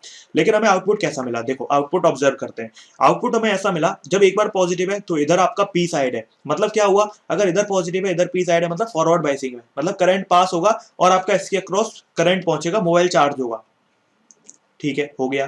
दूसरी बार में क्या हुआ, अगर दूसरी बार में हम ऑब्जर्व करें तो इधर नेगेटिव आ गया, जबकि इधर तो पी साइड ही रही ना, तो ये फॉर रिवर्स बायसिंग में आ गया, तो दूसरी बार में करंट पास ही नहीं होगा, मतलब आपका 0। ठीक है, चलो फिर अगली बार में, जब अगली बार में फिर से पॉजिटिव आया इधर पी साइड, तो इसका मतलब फिर से फॉरवर्ड बायसिंग, मतलब क्या, आपका करंट होगा और आपका यहाँ पर ये पास हो जाएगा, तो आपका मोबाइल चार्ज होगा। तो ऐसे ही आपका यहाँ पे कैसा ग्राफ मिलेगा, ऐसा कुछ ग्राफ मिलेगा। यानी कि हमें ये हमारा जो रेक्टिफायर होता है इसको हम कहते हैं HWR। ठीक है, इसको कहते हैं HWR। ओके, देखो बेसिकली रेक्टिफायर होते तो कई तरीके के, half wave rectifier, full wave rectifier, bridge rectifier, लेकिन हमें बेसिकली HW और FW पढ़ने हैं। तो हाफ वेव रेक्टिफायर की अगर मैं बात करूं तो ये हाफ वेव रेक्टिफायर ऐसे रेक्टिफायर होते हैं जो आपके आधा सिग्नल हमें दे रहे हैं, लेकिन हमें तो इससे काम चलेगा नहीं भाई, हमारा पूरा करंट वेस्ट हो रहा है और हमें आउटपुट इतना 50% ही मिल रहा है और उससे भी कम मिल रहा है। ठीक है, बेसिकली 40% ही मिलता है। तो इसका मतलब क्या है, देखो डायोड हमारा जो हो गया वो यूनिडायरेक्शनल हो गया, यानी कि हमारा जो पर्पस था वो तो सॉल्व हो गया, लेकिन इससे हमारा नुकसान हो गया। तो फिर हम क्या करेंगे, इधर इसी सर्किट में थोड़े से चेंज कर देते हैं, और हम इसी सर्किट में क्या चेंज करते हैं, इसको फुल वेव रेक्टिफायर। तो लोगों ने सोचा, साइंटिस्ट लोगों ने, कि भाई इसको कुछ और कोई यहाँ पे चीज करो, इसमें कुछ ऐसा इसमें जुगाड़ बनाओ जिससे ये क्या हो कि हमें जो आधा यहाँ पे जो हो रहा है नुकसान वो पूरा हो जाए। ठीक है, तो अब हमारा ये पूरा पर्पज सॉल्व हो जाए, तो उसके लिए हम क्या करेंगे, तो उसके लिए हम बेसिकली यहाँ पर क्या करते हैं, हम ऐसा कर लेते हैं कि अब हमारा जो नुकसान है उसको हमें पूरा करना है, तो हम यहाँ पर एक एक जुगाड़ बनाया गया कि जो हमारा नीचे वाली जो जगह खाली बची हुई थी, इसमें क्या किया, इसमें हमने एक और डायोड लगा दिया। ठीक है, अगर हमने एक और डायोड लगा दिया तो उससे क्या होगा, अब आप समझ गए होंगे, एक बार ऊपर वाला फॉरवर्ड रहेगा, एक बार नीचे वाला, तो यानी कि हमें दोनों साइकिल भरी हुई मिलेंगी। ठीक है, और हमने यहाँ पर आउटपुट लगा दिया। ठीक है, तो अब की बार आउटपुट ऐसे लगाना पड़ेगा क्योंकि भाई दोनों से हमें करंट लाना है, तो हमने ये आउटपुट लगा दिया। अब यहाँ पर क्या होगा, देखो जब भी यहाँ पर पॉजिटिव आएगी साइकिल, ठीक है, जब भी यहाँ पॉजिटिव आएगी साइकिल, तो इसका मतलब फॉरवर्ड बायसिंग, जब भी फॉरवर्ड बायसिंग मतलब इसमें करंट आएगा और अंदर चला जाएगा। ठीक है, यानी कि हमें बेसिकली ये चीज मिल गई। ठीक है, ये चीज हमें मिल गई। दूसरे में आ जाओ, अब दूसरे केस में क्या, दूसरे केस में क्या होगा कि आपका जब ऊपर वाला नेगेटिव यानी कि ऊपर वाला रिवर्स में आया, तो ये वाला पॉजिटिव, यानी कि इधर पी साइड है इधर पॉजिटिव, यानी कि ये किस में आ गया, फॉरवर्ड बायसिंग, यानी कि अब ये करंट को फ्लो होने देगा और फिर से इसमें करंट आ गया, यानी कि हमें जो पर्पस था वो हमारा सॉल्व हो चुका है, हमें ये भी मिल गया है। ठीक है, अब अगला वाला तो हमें मिलना ही है, फिर हमें ये भी मिल जाएगा। तो हमारा फॉरवर्ड बायसिंग में बेसिकली मतलब जो फुल वेव रेक्टिफायर है उसमें क्या हो रहा है, उसमें हमें दोनों पूरा पूरा मतलब जो है आउटपुट मिल रहा है, तो इसीलिए हमारा फॉरवर्ड बायसिंग ये फॉर FWR जो है वो काफी बढ़िया है। ठीक है, अब यहाँ पर कुछ क्वेश्चंस आपको पूछे जाते हैं बेसिकली फॉर्मूले वगैरह के, तो आपको ध्यान रखना है। सबसे पहले मैं आपको बताने जा रहा हूँ हाफ वेव रेक्टिफायर के लिए। तो हाफ वेव रेक्टिफायर में सबसे पहले आपको आई एवरेज पूछा जाएगा। ठीक है, तो आई एवरेज जो आपको पूछा जाएगा, ध्यान रखना है, आई एवरेज जो होता है वो आई नॉट अपॉन पाई होता है। आई नॉट जो करंट सॉरी अल्टरनेटिंग करंट में पढ़ाया था ना, पीक वैल्यू, क्योंकि देखो बेसिकली आई एवरेज जो है यहाँ पर आपका एसी है ना एक साइड में, तो एसी के लिए है, तो ये मैक्सिमम करंट है आपका। आई नॉट क्या है, मैक्सिमम करंट है, पीक वैल्यू है जो एसी में पढ़ाई गई थी, ये मैक्सिमम करंट है। ठीक है, अगर मैं बात करूं आई आरएमएस की, तो यहाँ पर आई आरएमएस आपसे पूछा जाए तो कितना होगा, यहाँ पे आई नॉट अपॉन 2 होगा, √2 नहीं होगा, ध्यान रखना। वहां पे जो हमने एसी में पढ़ा था वो फुल वेव के लिए था। ठीक है, तो इसीलिए ध्यान रखें, यहाँ पर जो आपका हाफ वेव रेक्टिफायर है इसमें जो आपका आई एवरेज है वो आई नॉट अपॉन पाई होता है, जैसे 2i अपॉन पाई होता था, किसी को याद होगा फुल वेव रेक्टिफायर में, सॉरी एसी के अंदर जो आपका आई एवरेज होता था वो 2i अपॉन पाई होता था, जबकि आई आरएमएस जो होता था वो आई अपॉन √2 होता था। ठीक है, तो फुल वेव में वही सारे फॉर्मूले रहेंगे, तो उसमें कोई खास दिक्कत वाली बात ही नहीं है। हाफ वेव के थोड़े से अलग हो जाते हैं, बस इतना ध्यान रखना है, मतलब आधे आधे हो जाते हैं। तो आई एवरेज कितना होता है, 2i नॉट अपॉन पाई, याद होगा आपको लोगों को। और आई आरएमएस कितना होता है, आई आरएमएस जो होता है ऑब्वियस सी बात है, अगर फुल वेव में कितना है, फुल वेव में आई नॉट अपॉन √2 है, तो आपका हाफ वेव में आई नॉट अपॉन √2 है, तो इसमें आई नॉट अपॉन 2 होना चाहिए। ठीक है, मतलब 2 गुना हो जाना चाहिए। तो आई होप आपको समझ में आया होगा। तो आपका आई नॉट अपॉन √2 हो जाएगा बेसिकली। ठीक है, अगर यहाँ पे आई नॉट अपॉन 2 है तो आई नॉट अपॉन √2 हो जाएगा। ओके, तो क्योंकि यहाँ पर आई एवरेज और आई आरएमएस दोनों सेम है एसी वाले, तो आपको ज्यादा इनको ध्यान रखने की जरूरत नहीं, बस इसको ध्यान रखें दोनों को। ठीक है, तो वो तो आपके सेम रहते हैं जो आई एसी में रहते हैं। ठीक है, अब उसके बाद अगला पॉइंट है जो रेक्टिफायर होता है उसकी एफिशिएंसी। एफिशिएंसी जो होती है वो बेसिकली जो आउटपुट पावर हमें मिलती है अपॉन इनपुट पावर होती है, हमेशा एफिशिएंसी आउटपुट अपॉन इनपुट ही होती है, इसमें कोई नई बात तो नहीं थी वैसे तो। ठीक है। तो आउटपुट पावर अपन इनपुट पावर की अगर हम बात करें तो आउटपुट पावर क्या होती है, आउटपुट पावर जो होगी वो होगी हमारी, जो हमें किसके अक्रॉस मिल रही है, लोड के अक्रॉस मिल रही है। तो लोड के अक्रॉस हमें I average square into R L मिली, क्योंकि पावर होती है आई स्क्वायर आर, ठीक है। और जो इनपुट है वो हमें क्या मिल रहा है, वो हमें जो है बेसिकली, क्योंकि एसी के लिए है इनपुट की बात, तो इनपुट जो है वो हमें मिल रहा है I R M S square R L plus R D, यानी कि जो डायोड है उसका भी रेजिस्टेंस हमने ऐड कर लिया है, ठीक है। बेसिकली रेजिस्टेंस ऑफ डायोड है, ये लोड के अक्रॉस है। तो हमें जो आउटपुट है वो तो केवल एसी के अक्रॉस मिल रहा है, डायोड का तो कोई लोचा ही नहीं है ना उसमें। तो हमें जो यहाँ से फॉर्मूला याद रखना है वो क्या याद रखना है, जब हम कॉमन निकालेंगे और वैल्यू पुट करेंगे आई एवरेज और आई आर एम एस की, तो हमें आई नोट से आई नोट कट के हमें जो आंसर याद रखना है वो याद रखना है, उसके ऊपर डायरेक्ट क्वेश्चन आपको दिख जाएंगे ये। तो ये चीज आपको ध्यान रखनी है, I average upon I R M S का whole square divided by 1 plus R D upon R L, ठीक है। ये आपको ध्यान रखना है डायरेक्टली, दिस इज रिक्वायर्ड। अगर आपको ये याद नहीं है तो बहुत दिक्कत हो सकती है, ठीक है, remember it, okay. I hope आप इसका याद रखेंगे। अब अगला टर्म है कि भाई हाफ वेव रेक्टिफायर के लिए जो एफिशिएंसी होती है ना, वो आपको ध्यान रखनी है, वो होती है 40.6%। जब हम इसमें वैल्यू पुट करेंगे आई एवरेज आई आर में सबकी, तो जो आंसर आता है वो इतना आता है। और जो फुल वेव होता है उसके लिए एग्जैक्टली दुगना आता है 81.2%, ठीक है। ये दोनों चीजों को ध्यान रखें, आई होप आप लोग ध्यान रखोगे, ठीक है। ये बहुत इंपॉर्टेंट चीजें होती हैं। अब हम आते हैं क्वेश्चंस के ऊपर जल्दी से, ठीक है। क्वेश्चंस करके देखते हैं कि भाई कैसे क्वेश्चंस अभी तक हमने पूछे जा सकते हैं जो भी हमने पढ़ा है, ठीक है। चलो अब हम क्वेश्चन करते हैं। एक सबसे पहला जो क्वेश्चन है वो है आपका, ये हमारा डायोड है, ये हमारा रेजिस्टेंस है 100 ओम का, ठीक है। और हमने क्या किया, यहाँ पर एक बैटरी लगा दी, और ये जो बैटरी है वो 4.5 वोल्ट की है। तो आपसे क्वेश्चन पूछा गया कि आपका जो बैरियर पोटेंशियल है वो 0.5 वोल्ट है, ठीक है। जो बैरियर पोटेंशियल मतलब इस डायोड के अक्रॉस जो बैरियर है, यानी कि बीपी, बैरियर पोटेंशियल आपका 0.5 वोल्ट है। तो आपसे पूछा गया कि जो करंट होगा सर्किट में वो कितना होगा, आपको ये बताना है। तो करंट सर्किट में कितना होगा कैसे निकालेंगे, बहुत इजी है, easily we could find that. मैंने आपको पहले ही बताया है, सर्किट में जो करंट होगा वो इफेक्टिव बैटरी की वजह से होगा, ठीक है। अब हमारा इसमें अगर इतना बैरियर है तो आपका जो 4.5 है उसमें से उतना माइनस कर दो, तो हमारा जो वी नेट है वो कितना आ जाएगा, जो हमारा वी नेट है बैटरी का वो आ जाएगा 4.5 माइनस 0.5, तो आंसर कितना बचा, आंसर बचा 4। तो हमारा जो वी नेट है वो कितना आया, 4 वोल्ट।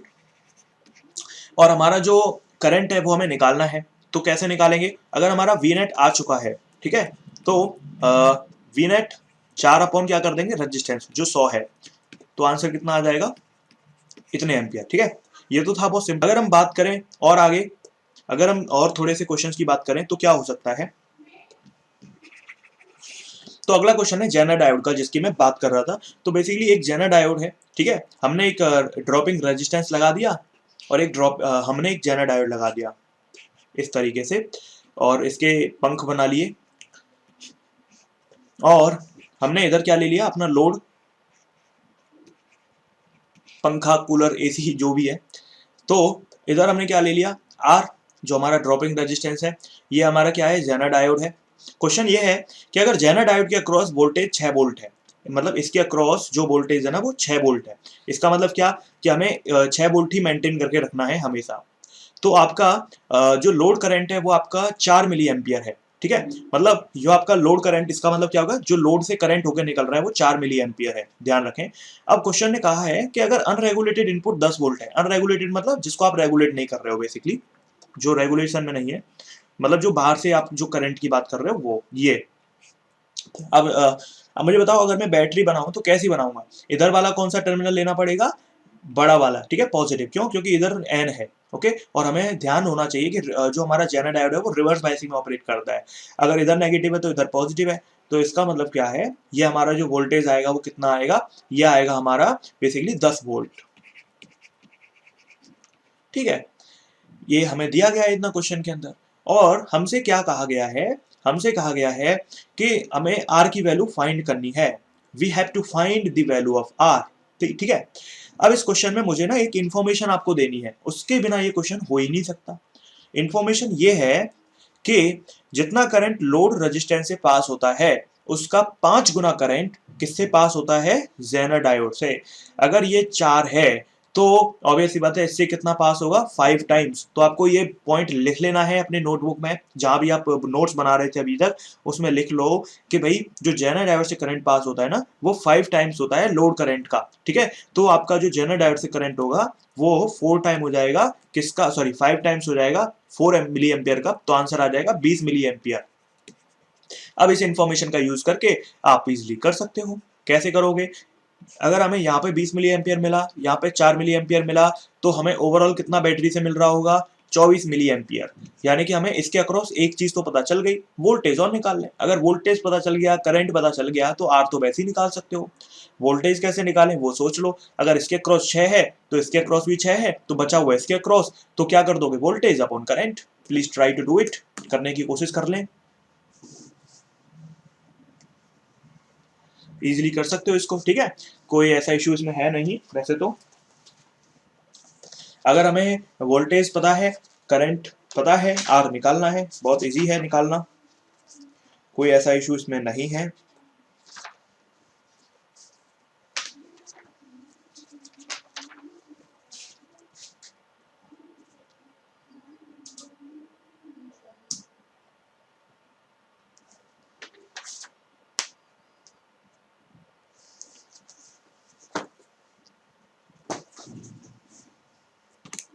तो कैसे होगा, देखो, अगर हमें इसके अक्रॉस 6 वोल्ट पता है तो इसके अक्रॉस कितना वोल्टेज हो जाएगा, 4 वोल्ट। क्यों, क्योंकि ये सीरीज में है इसके साथ, तो इसके अक्रॉस 6 है तो इसके अक्रॉस 4 वोल्ट, ठीक है। अगर हमें वोल्टेज पता है, करंट पता है, तो क्या करना है, सिंपल सी बात है, आपका जो आंसर आ जाएगा वो कितना आ जाएगा, वेरी गुड।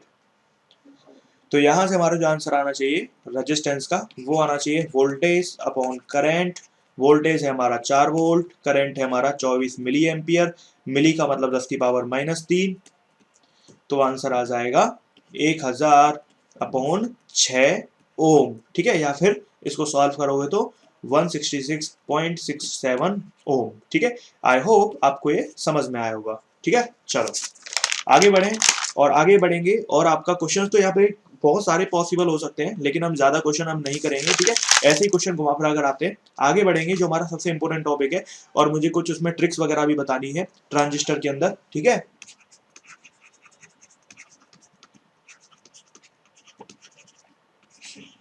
ट्रांजिस्टर की अगर बात करें तो ये सैंडविच है पीएन जंक्शन का। मतलब क्या है कि यहाँ पर आपके ट्राई, मतलब बेसिकली, वैसे तो ट्रांजिस्टर जो नाम पड़ा है वो अलग तरीका, उसका जो रीजन है वो कुछ अलग है, ठीक है। बेसिकली ट्रांसफर ऑफ रेजिस्टेंस होता है ट्रांजिस्टर का मतलब, इसका देखो दिखाएंगे अभी। ये आपका पी हो गया, ये आपका एन, और ये आपका पी, ठीक है। ट्रांजिस्टर में 3 चीज होती हैं, एक होता है आपका एमीटर, एक होता है बेस, एक होता है कलेक्टर, ठीक है। तो जो मान लो हमने पीएनपी ट्रांजिस्टर बनाया, ट्रांजिस्टर 2 तरीके के होते हैं, एक होता है पीएनपी यानी कि आपका पी साइड एन टाइप और पी टाइप, और एक होता है एनपीएन, ठीक है। मतलब जो पहला एमीटर है वो एन है, बेस आपका पी है, और कलेक्टर एन हो गया। तो अगर हमने ट्रांजिस्टर सपोज पीएनपी वाला ले लिया, अब पहला वाला जो पोर्शन है दैट इज एमीटर, अगला वाला बेस, अगला वाला कलेक्टर। अब पहले हम इनकी डेफिनेशन जान लेते हैं कि कौन सी चीज क्या होती है। एमीटर आपकी वो सेक्शन होती है ट्रांजिस्टर की जो बहुत ज्यादा हाईली डोप्ड होती है, इसमें बहुत ज्यादा डोपिंग होती है, किस चीज की, अब पी है तो मतलब होल्स बहुत ज्यादा होंगे, है ना। बेस वो रीजन होता है जो बहुत ज्यादा पतला सा होता है, मिडिल सेक्शन होता है, और आपका बहुत ज्यादा मतलब लाइटली डोप्ड होता है, मतलब एक दो गिने चुने इसमें सॉरी इलेक्ट्रॉन आएंगे, क्योंकि एन एन टाइप है ना ये। कलेक्टर जो होता है वो मॉडरेटली डोप्ड है, मतलब क्योंकि ये पी है तो होल्स आएंगे, लेकिन एमीटर से काफी कम होंगे, और इसका साइज भी बहुत ज्यादा होता है। बेसिकली कलेक्टर है, कलेक्ट करेगा, भिखारी है, इसको एमीटर भीख देता रहेगा, लो इलेक्ट्रॉन लो, प्रोटॉन लो, मतलब होल्स लो। ये डिपेंड करता है कि भाई टाइप कैसा है, पीएनपी है एनपीएन है। हम बेसिकली ज्यादा इस पर फोकस करेंगे, कारण इलेक्ट्रॉन इसमें कैरियर है, और इलेक्ट्रॉन जो कैरियर होता है वो पसंदीदा होता है। तो बेसिकली इलेक्ट्रॉन बहुत लाइट है, लाइट कैरियर है, तो इलेक्ट्रॉन वाला एनपीएन हम ज्यादा यूज किया जाता है। तो इसलिए ट्रांजिस्टर हम क्वेश्चन भी एनपीएन के आपको देखने को मिलेंगे, तो इसलिए हम एनपीएन का यूज करेंगे। अगर हम बात करें यहाँ पर क्योंकि यहाँ पर अगर आपको दो दो दिख रहे होंगे जंक्शन, एक पीएन और एक एनपी का, तो यहाँ पर दो दो जंक्शन अगर देखें तो इसका मतलब दो दो बैरियर पोटेंशियल, एक ये वाला, एक ये वाला। लेकिन ध्यान ये रखना है कि जो एमीटर और बेस वाला है ना, उसको हम लेते हैं फॉरवर्ड बायसिंग में, ठीक है। ये जो होगा वो अगर इधर पी साइड है तो इधर हमें पॉजिटिव टर्मिनल लेना पड़ेगा, यानी कि जो आपका ये वाला वोल्टेज है ये एमीटर और बेस वाला है, और जो बचा हुआ वाला होगा वो बेस और कलेक्टर वाला होगा, या फिर सीबी कह लो, ठीक है। बस ध्यान ये रखना है कि ये जो हमारा सीबी है वो आपका कैसा रहेगा, रिवर्स बायसिंग में। अगर इधर पी है तो इधर आपका क्या रखना पड़ेगा, इधर अगर हमारा पी है तो हमें जो बैटरी लेनी पड़ेगी उसमें हमें पी के लिए एन छोटा वाला टर्मिनल और एन के लिए बड़ा वाला टर्मिनल लेना पड़ेगा, और ये हो गया हमारा सीबी, ठीक है। ये एमीटर बेस, ये कलेक्टर बेस। तो मैंने दो चार बातें बताई जो आपको ध्यान रखनी है। ट्रांजिस्टर में तीन चीज, एमीटर बेस कलेक्टर। एनपीएन और पीएनपी दो तरीके के ट्रांजिस्टर पाए जाते हैं। एनपीएन ज्यादा क्यों पढ़ा जाता है, क्योंकि इसमें लाइट कैरियर होते हैं, इलेक्ट्रॉन, ठीक है। पीएनपी की बात करें तो इसमें होल्स, इलेक्ट्रॉन होल्स होते हैं, ठीक है। और इसमें जो आपकी बाइसिंग होती है वो रिवर्स और फॉरवर्ड बाइसिंग रहती है। जो वीईबी होता है वो आपका फॉरवर्ड बाइस्ड होता है, एफबी, और जो आपका वीसीबी होता है वो आपका रिवर्स बाइसिंग में रहता है, ठीक है। तो ये सारी चीज आपको ध्यान रखनी है। अब अगर ये फॉरवर्ड बायसिंग में तो ये वाला जंक्शन आपका छोटा होगा, तो ये वाला काफी लार्ज होगा, काफी बड़ा होगा, ठीक है। चलो, अब ये बहुत सी चीजें थी जो मुझे आपको बतानी थी। अगले नंबर पे जो इसमें इंपॉर्टेंट चीज है बताने के लिए वो है इसका सिंबल। तो सिंबल के लिए आपको थोड़ी सी पॉइंट याद रखना है। सिंबल थोड़ा कठिन होता है, मतलब सिंबल बनाना कठिन नहीं होता है, इसकी डायरेक्शन जो उसमें थोड़ा सा लोचा लोगों को हो जाता है। तो ये सिंबल होता है, ठीक है, ट्रांजिस्टर का। अगर ये सपोज पीएनपी का है जो अभी अभी हमने बनाया, तो अगर पीएनपी का है तो इसमें ध्यान ये रखना है कि क्योंकि करंट पी से एन की तरफ आएगा, होल्स जिधर जाते हैं उधर करंट जाता है, या फिर इलेक्ट्रॉन जिधर जाते हैं उसके अपोजिट करंट जाएगा। तो इसका मतलब क्या है कि पीएनपी में होल्स की डायरेक्शन में करंट हो जाएगा, तो इधर की तरफ करंट हो गया, ठीक है। तो ये सिंबल आपका ये रिप्रेजेंट करेगा। अगर एनपीएन के लिए बनाओगे तो क्या हो जाएगा, अगर एनपीएन के लिए बनाओगे तो जो डायरेक्शन होगी इधर एन, इधर पी, इधर एन, तो आपकी जो डायरेक्शन है वो भी आपकी फिर से किधर रहेगी, क्योंकि रूल तो वही है ना, पी से एन की तरफ ही जाना है। तो इस बात को ध्यान रखना, ठीक है। तो यहां पर आपको ये चीजें थोड़ी सी ध्यान रखनी है, ओके। चलो, अब उसके बाद हम आगे आते हैं, और यहाँ पर जिधर पी से एन की डायरेक्शन आपको लेनी है, ओके। अब हम आगे आते हैं, और आगे आने के बाद हम थोड़ी सी और चीजें पढ़ेंगे, ठीक है। अब जो अगले पॉइंट्स हैं वो कुछ पॉइंट्स होते हैं। वैसे तो इस चैप्टर में दो चार चीजें और होती है, जैसे फोटो डायोड, सोलर सेल वगैरह वगैरह, ठीक है। पर उसमें इससे पहले हमें ट्रांजिस्टर बनना बहुत ज्यादा जरूरी है। तो अगला पॉइंट है बाइसिंग ऑफ ट्रांजिस्टर, ठीक है, क्योंकि बिना बाइसिंग है तो कोई काम ही नहीं बनेगा। तो बाइसिंग ऑफ ट्रांजिस्टर में क्या फंडा है, बाइसिंग ऑफ ट्रांजिस्टर में ये फंडा है कि हमने क्योंकि पहले ही देख लो बाइसिंग सीख ली थी अगर देखा जाए तो, ठीक है। तो इसमें फंडा क्या रहेगा, अगर इधर पॉजिटिव है, हाई वोल्टेज है, और इधर आपका नेगेटिव है, इधर आपका कितना है, आपका नेगेटिव है, इसको छोड़ दो, अगर आगे भागे देखो तो अगर होल्स की अगर हम बात करें तो होल्स पॉजिटिव से दूर भागेगा, नेगेटिव से अट्रैक्ट होगा, और हमें करना भी यही है। हम चाहते क्या है, हमेशा हम ये चाहते हैं कि ज्यादा से ज्यादा जो चार्ज कैरियर है वो आपके मूव हों, और जितने मूव होंगे उतना ही ज्यादा करंट मिलेगा, ठीक है। हमारा टारगेट क्या है, एफिशिएंसी सबसे ज्यादा हो, मतलब करंट बहुत ज्यादा होना चाहिए। तो करंट ज्यादा होने के लिए क्या करना पड़ेगा, हमारा जो होल है हमें दूसरी साइड भेजना पड़ेगा, इलेक्ट्रॉन को इधर साइड में लाना पड़ेगा। तो हमारा जो होल है, क्योंकि एमीटर में आपके पी साइड अगर पीएनपी वाला है तो यहाँ पे बहुत सारे होल्स होंगे, बहुत ज्यादा अमाउंट में होल होंगे, तो ये दूसरी साइड में चले जाएंगे। दूसरी साइड में कब जाएंगे, जब आप यहाँ पे फॉरवर्ड बाइसिंग करोगे, ठीक है। अगर यहाँ पे देखो रिवर्स बाइसिंग होगी तो यहाँ पर ये खींचे चले जाएंगे इसकी तरफ, ओके। तो ये सब चीजें आपको थोड़ी सी ध्यान रखनी है। तो यहाँ पर हमारे जो अल्टीमेट पर्पज है वो सॉल्व हो जाएगा, ओके। तो ये बस ध्यान रखना है। अब यहाँ पर जो अगला मुद्दा है वो है करंट का, ठीक है। अब ये तो हमारा पीएनपी है, तो अगर हम करंट की बात करें तो क्या करंट कैसे होगा, देखो, अगर हमारा होल्स पी से एन की तरफ जा रहा है तो करंट किधर की तरफ होगा, ऊपर की तरफ ही होगा। ऑब्वियस सी बात है, क्योंकि जिधर होल्स उधर करंट। इसमें देखो, इसमें आपके होल्स हैं, और होल्स आपके किधर की तरफ आ रहे हैं, बाहर की तरफ आ रहे हैं, तो आपका जो करंट है वो भी बाहर की तरफ होगा। इसमें आपके इलेक्ट्रॉन है, इलेक्ट्रॉन आपके किधर की तरफ, इसमें इलेक्ट्रॉन और होल्स है, कुछ होल्स, इसमें होल्स बढ़ते जाएंगे, और कुछ होल्स नीचे की तरफ आ जाएंगे, तो आपकी इसमें डायरेक्शन ऐसे हो जाएगी, ठीक है। तो यहाँ पर बेसिकली जो करंट की डायरेक्शन है वो ध्यान रखनी है। जो भी हो, एनपीएन है, पीएनपी है, बस एक रूल ध्यान रखना है, जो आईई होने वाला है वो हमेशा आई बी प्लस आई सी के इक्वल होगा। कैसे, केसीएल के थ्रू, किरचॉफ्स करंट लॉ के हिसाब से, ठीक है। तो जितना करंट एंट्री कर रहा है जितना निकल रहा है वो इक्वल होता है। तो आईई हमेशा आईबी प्लस आईसी के इक्वल होगा। आपको ये दोनों, ये हमेशा यूनिवर्सल नियम है, चाहे एनपीएन हो चाहे पीएनपी हो, ध्यान रखना है, ये काम आएगा। ऐसे क्वेश्चंस मिलेंगे जहां पे आईबी और आईसी दिए गए होंगे, आईई की जरूरत पड़ेगी, ठीक है। और आईई निकालेंगे कैसे, इसी फॉर्मूले से, ठीक है। तो ये कुछ चीजें हैं जो आपको ध्यान रखनी बहुत जरूरी है। नाउ अगली पॉइंट की बात करें तो जो अगला पॉइंट है वो है आपका करंट गेन वगैरह का, ठीक है। अब मैं इसके लिए कुछ तरीके आपको बता दे रहा हूं। तो तरीके क्या है, तरीके ध्यान रखने हैं। जैसे मान लो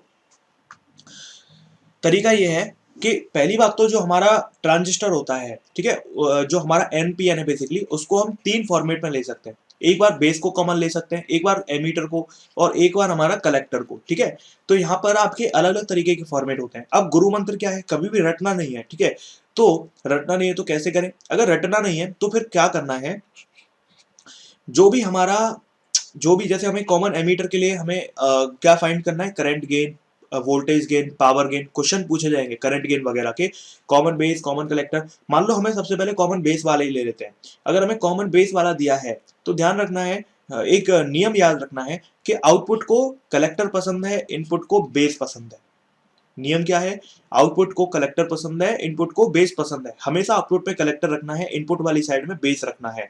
अब जो बचा हुआ है वो क्या रखेंगे, अभी तो एक एक टर्मिनल हुए, तो जो बचे हुए टर्मिनल है वो जो आपका कॉमन चीज है वो रख दो। इधर बेस आ गया, लेकिन बेस कॉमन है तो इधर एक बेस आ गया, और फिर इनमें से कौन बचा, एमीटर, ठीक है। तो इस तरीके से पूरा ये बनाना है फिगर।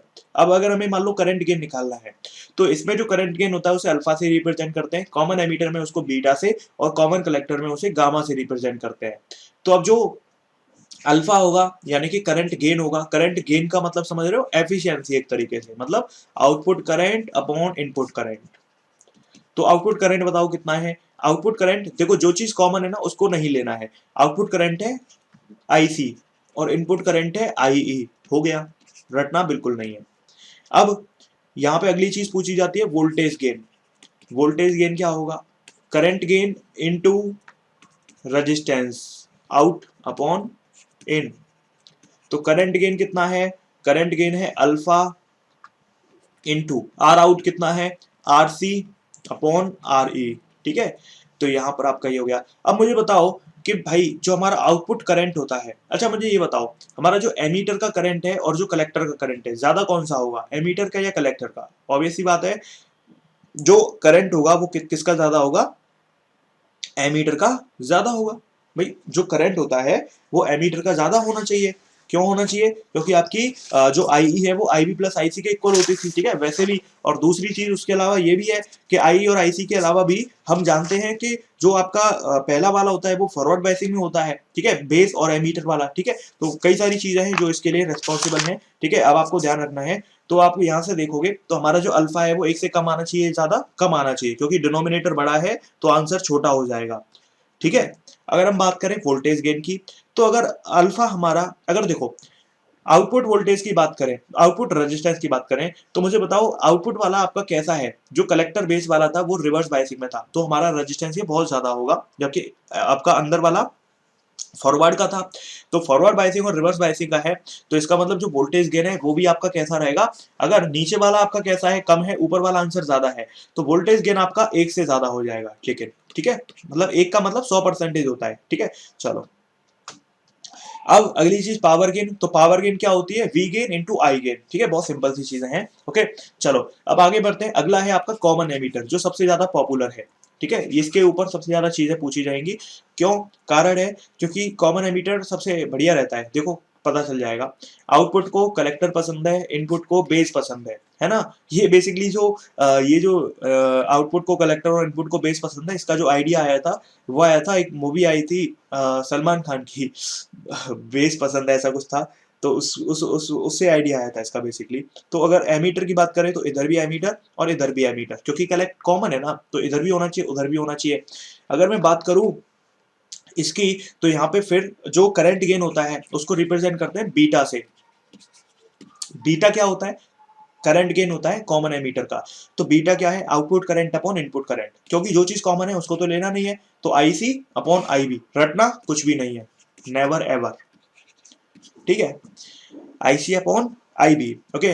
नाउ अब हमें करंट गेन पता चला, तो वोल्टेज गेन, वोल्टेज गेन क्या होगा, करंट गेन इनटू जो आउटपुट रेजिस्टेंस है कितना है, ये वाला जो आपका कॉमन एमीटर का है, ठीक है, R C upon R B, ठीक है। तो आपको ये सब दिया जाएगा, तो वैल्यू पुट करनी है सीधे सीधे, ओके। अब मुझे बताओ कि भाई जो हमारा बेस करंट होता है वो छोटा होता है या ज्यादा, ऑब्वियस सी बात है बहुत कम होता है, बेस करंट में तो बिल्कुल ही कम होगा, ठीक है, क्योंकि उसमें तो ना तो डोपिंग ज्यादा थी, ना ही साइज ज्यादा था, ना कुछ।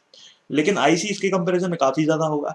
तो हमारा जो बीटा है वो आपका कैसा हो जाएगा, मोर देन 1 हो जाएगा। लेकिन जो अल्फा था वो 1 से छोटा था। इसका मतलब बढ़िया कौन हुआ दोनों में से, इस केस में तो ये बढ़िया हुआ। वोल्टेज की बात करें तो ये भी आपका 1 से ज्यादा, क्यों, क्योंकि आपका जो कलेक्टर के अक्रॉस है वो रेजिस्टेंस बहुत ज्यादा होगा, तो इसका मतलब वोल्टेज आपका फिर से 1 से ज्यादा। इसका मतलब सीधी सी बात है वोल्टेज गेन भी आपका ज्यादा, जिसमें करंट गेन और वोल्टेज गेन दोनों ही ज्यादा हो तो पावर भी ज्यादा। V इंटू आई के हिसाब से ये भी 1 से ज्यादा। इसका मतलब आपका जो कॉमन एमीटर है वो सबसे बढ़िया इसीलिए रहता है क्योंकि यहाँ पे हर चीज हमें बहुत अच्छी मिल रही है, एफिशिएंसी बढ़िया है। अगला कॉमन कलेक्टर, कुछ भी नहीं रखना है। कॉमन कलेक्टर में कलेक्ट आउटपुट को कलेक्टर पसंद है, इनपुट को बेस पसंद है। इधर आपका क्या बचा, इधर आपका कलेक्टर आ जाएगा, इधर आपका एमीटर, क्यों, क्योंकि एक कलेक्टर इधर हो गया, दूसरा उधर होना ही चाहिए था। तो अब हमारा कलेक्टर कलेक्टर का कोई काम नहीं, हमारा जो गामा होगा मतलब जो करंट गेन होगा वो कितना होगा, आउटपुट करंट और upon input current, I E upon I B. और जो हमारा गामा के अलावा आई गेन के अलावा वी गेन होगा वो भी आपका ऐसे निकल जाएगा, क्या, I gain into output resistance यानी कि R E upon R B. इस तरीके से आप निकाल सकते हो, ठीक है, यानी कि लोड के अक्रॉस रेजिस्टेंस और आपका जो इनपुट है वो, ओके। तो यहां से आपका फिर से देखोगे जो गामा आएगा, बेस करंट आपका फिर से देखो, गामा तो आपका 1 से ज्यादा ही आएगा क्योंकि बेस करंट आपका छोटा है, लेकिन आपका जो वोल्टेज गेन है वो कैसा आएगा, जो वोल्टेज गेन है वो आपका 1 से कम आएगा, इस केस में लेस देन 1 आएगा। कारण क्या है, जो हमारा ये सीबी है ये आपका रिवर्स बायसिंग का है, और रिवर्स बायसिंग में नीचे वाला आपका जो रेजिस्टेंस है वो बहुत ज्यादा हो जाएगा।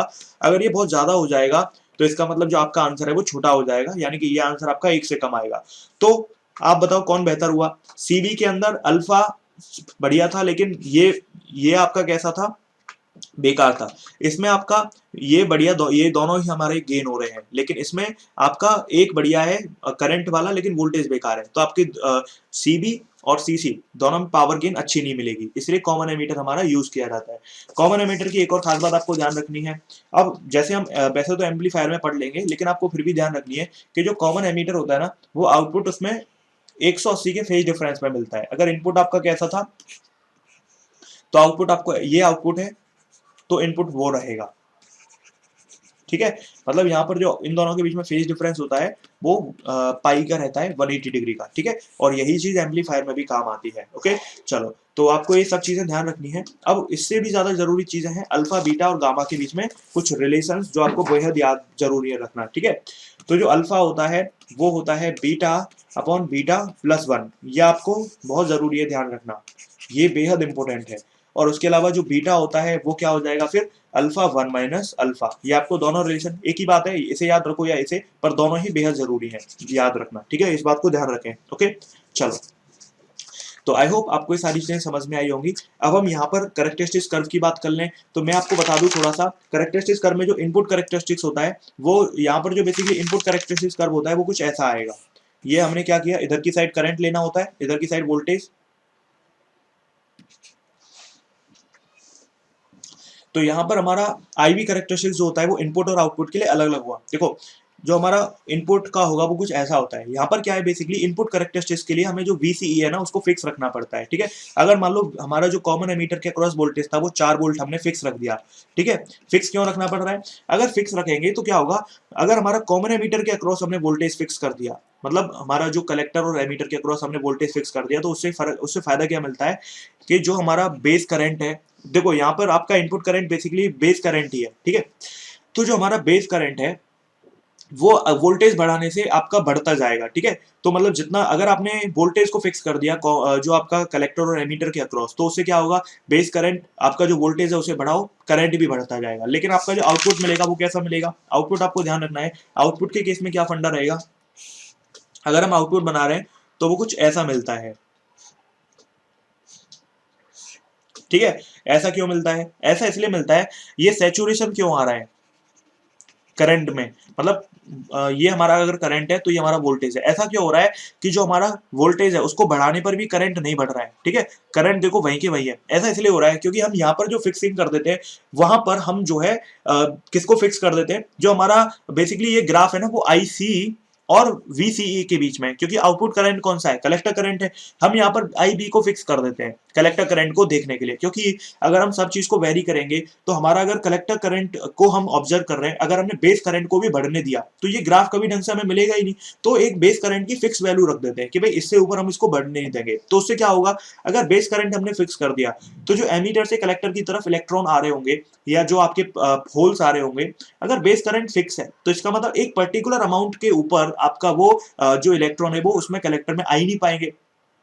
ठीक है, मान लो 1000 इलेक्ट्रॉन थे और कलेक्टर में आपको उन्हें लेना है और आपने उनको ले लिया तो करंट आपका मिल गया, लेकिन 1000 के बाद अब एक भी इलेक्ट्रॉन आप आने नहीं दे रहे, क्योंकि बेस जो है आपने जो बेस करंट जो बीच वाला होता है उसको उसको रोक दिया है, उसमें से पास ही नहीं हो सकता कलेक्टर के पास। तो इसका मतलब क्या है, वोल्टेज कितना भी बढ़ाते जाओ कोई फर्क नहीं पड़ेगा, कितनी भी बाइसिंग करो कोई फर्क नहीं पड़ेगा, करंट आपका उतना था उतना ही रहेगा। ठीक है, तो आउटपुट और इनपुट में दोनों चीजों को ध्यान रखना है। ठीक है, चलो ये तो हो गया हमारा। अब उसके बाद एक चीज होती है एम्पलीफायर। एम्पलीफायर में जाने से पहले we should do some questions, कुछ क्वेश्चंस कर लेते हैं। चलो मैं एम्पलीफायर पहले आपको बता देता हूँ। बेसिकली कॉमन एमीटर एम्पलीफायर हम यहाँ पे पढ़ेंगे। ठीक है, कॉमन एमीटर भी वाला, वैसे तो एम्पलीफायर से रिलेटेड हमने सारी चीज ऑलरेडी पढ़ ली है। देखो कॉमन एमीटर है तो इसका मतलब क्या है, आपको ध्यान रखना है कि आपका जो इनपुट है वो ऐसा होगा तो आउटपुट आपको कैसा मिलेगा, ऐसा मिलेगा। ठीक है, अगर ये हमारा इनपुट है तो, और ये हमारा आउटपुट मिलेगा ऐसा। ठीक है, ओपी और आईपी का मतलब इनपुट और आउटपुट है, पहली चीज।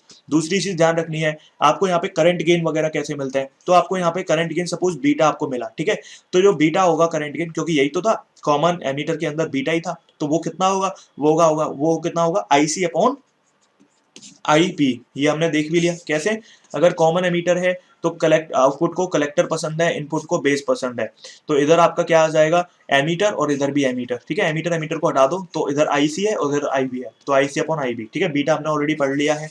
इसमें दूसरी चीज होती है वोल्टेज गेन। वोल्टेज गेन जो हमने वी गेन पढ़ा वो कितना है, वो है we output upon we input. ठीक है, हम ऑलरेडी पढ़ चुके हैं, तो कितना हो जाएगा beta into R output upon R input. तो वैल्यूज दी जाएंगी, सीधे सीधे पुट करनी है। ठीक है, अगली चीज है आपकी पावर गेन। तो वही वाली चीज है, पावर गेन आपको यहाँ पे पूछी जाएगी, तो पावर गेन क्या होगी, power output upon power input. ठीक है ना, बहुत सिंपल सी चीजें हैं, तो आई होप आप इसको ध्यान रखोगे। ठीक है, चलो अब उसके बाद अब कुछ क्वेश्चंस कर लेते हैं जिससे हमारी प्रैक्टिस हो जाए। क्वेश्चन ये है कि एक ट्रांजिस्टर है, ठीक है, और उसमें जो बेस करंट है वो आपको दिया गया है 105 माइक्रो एम्पियर।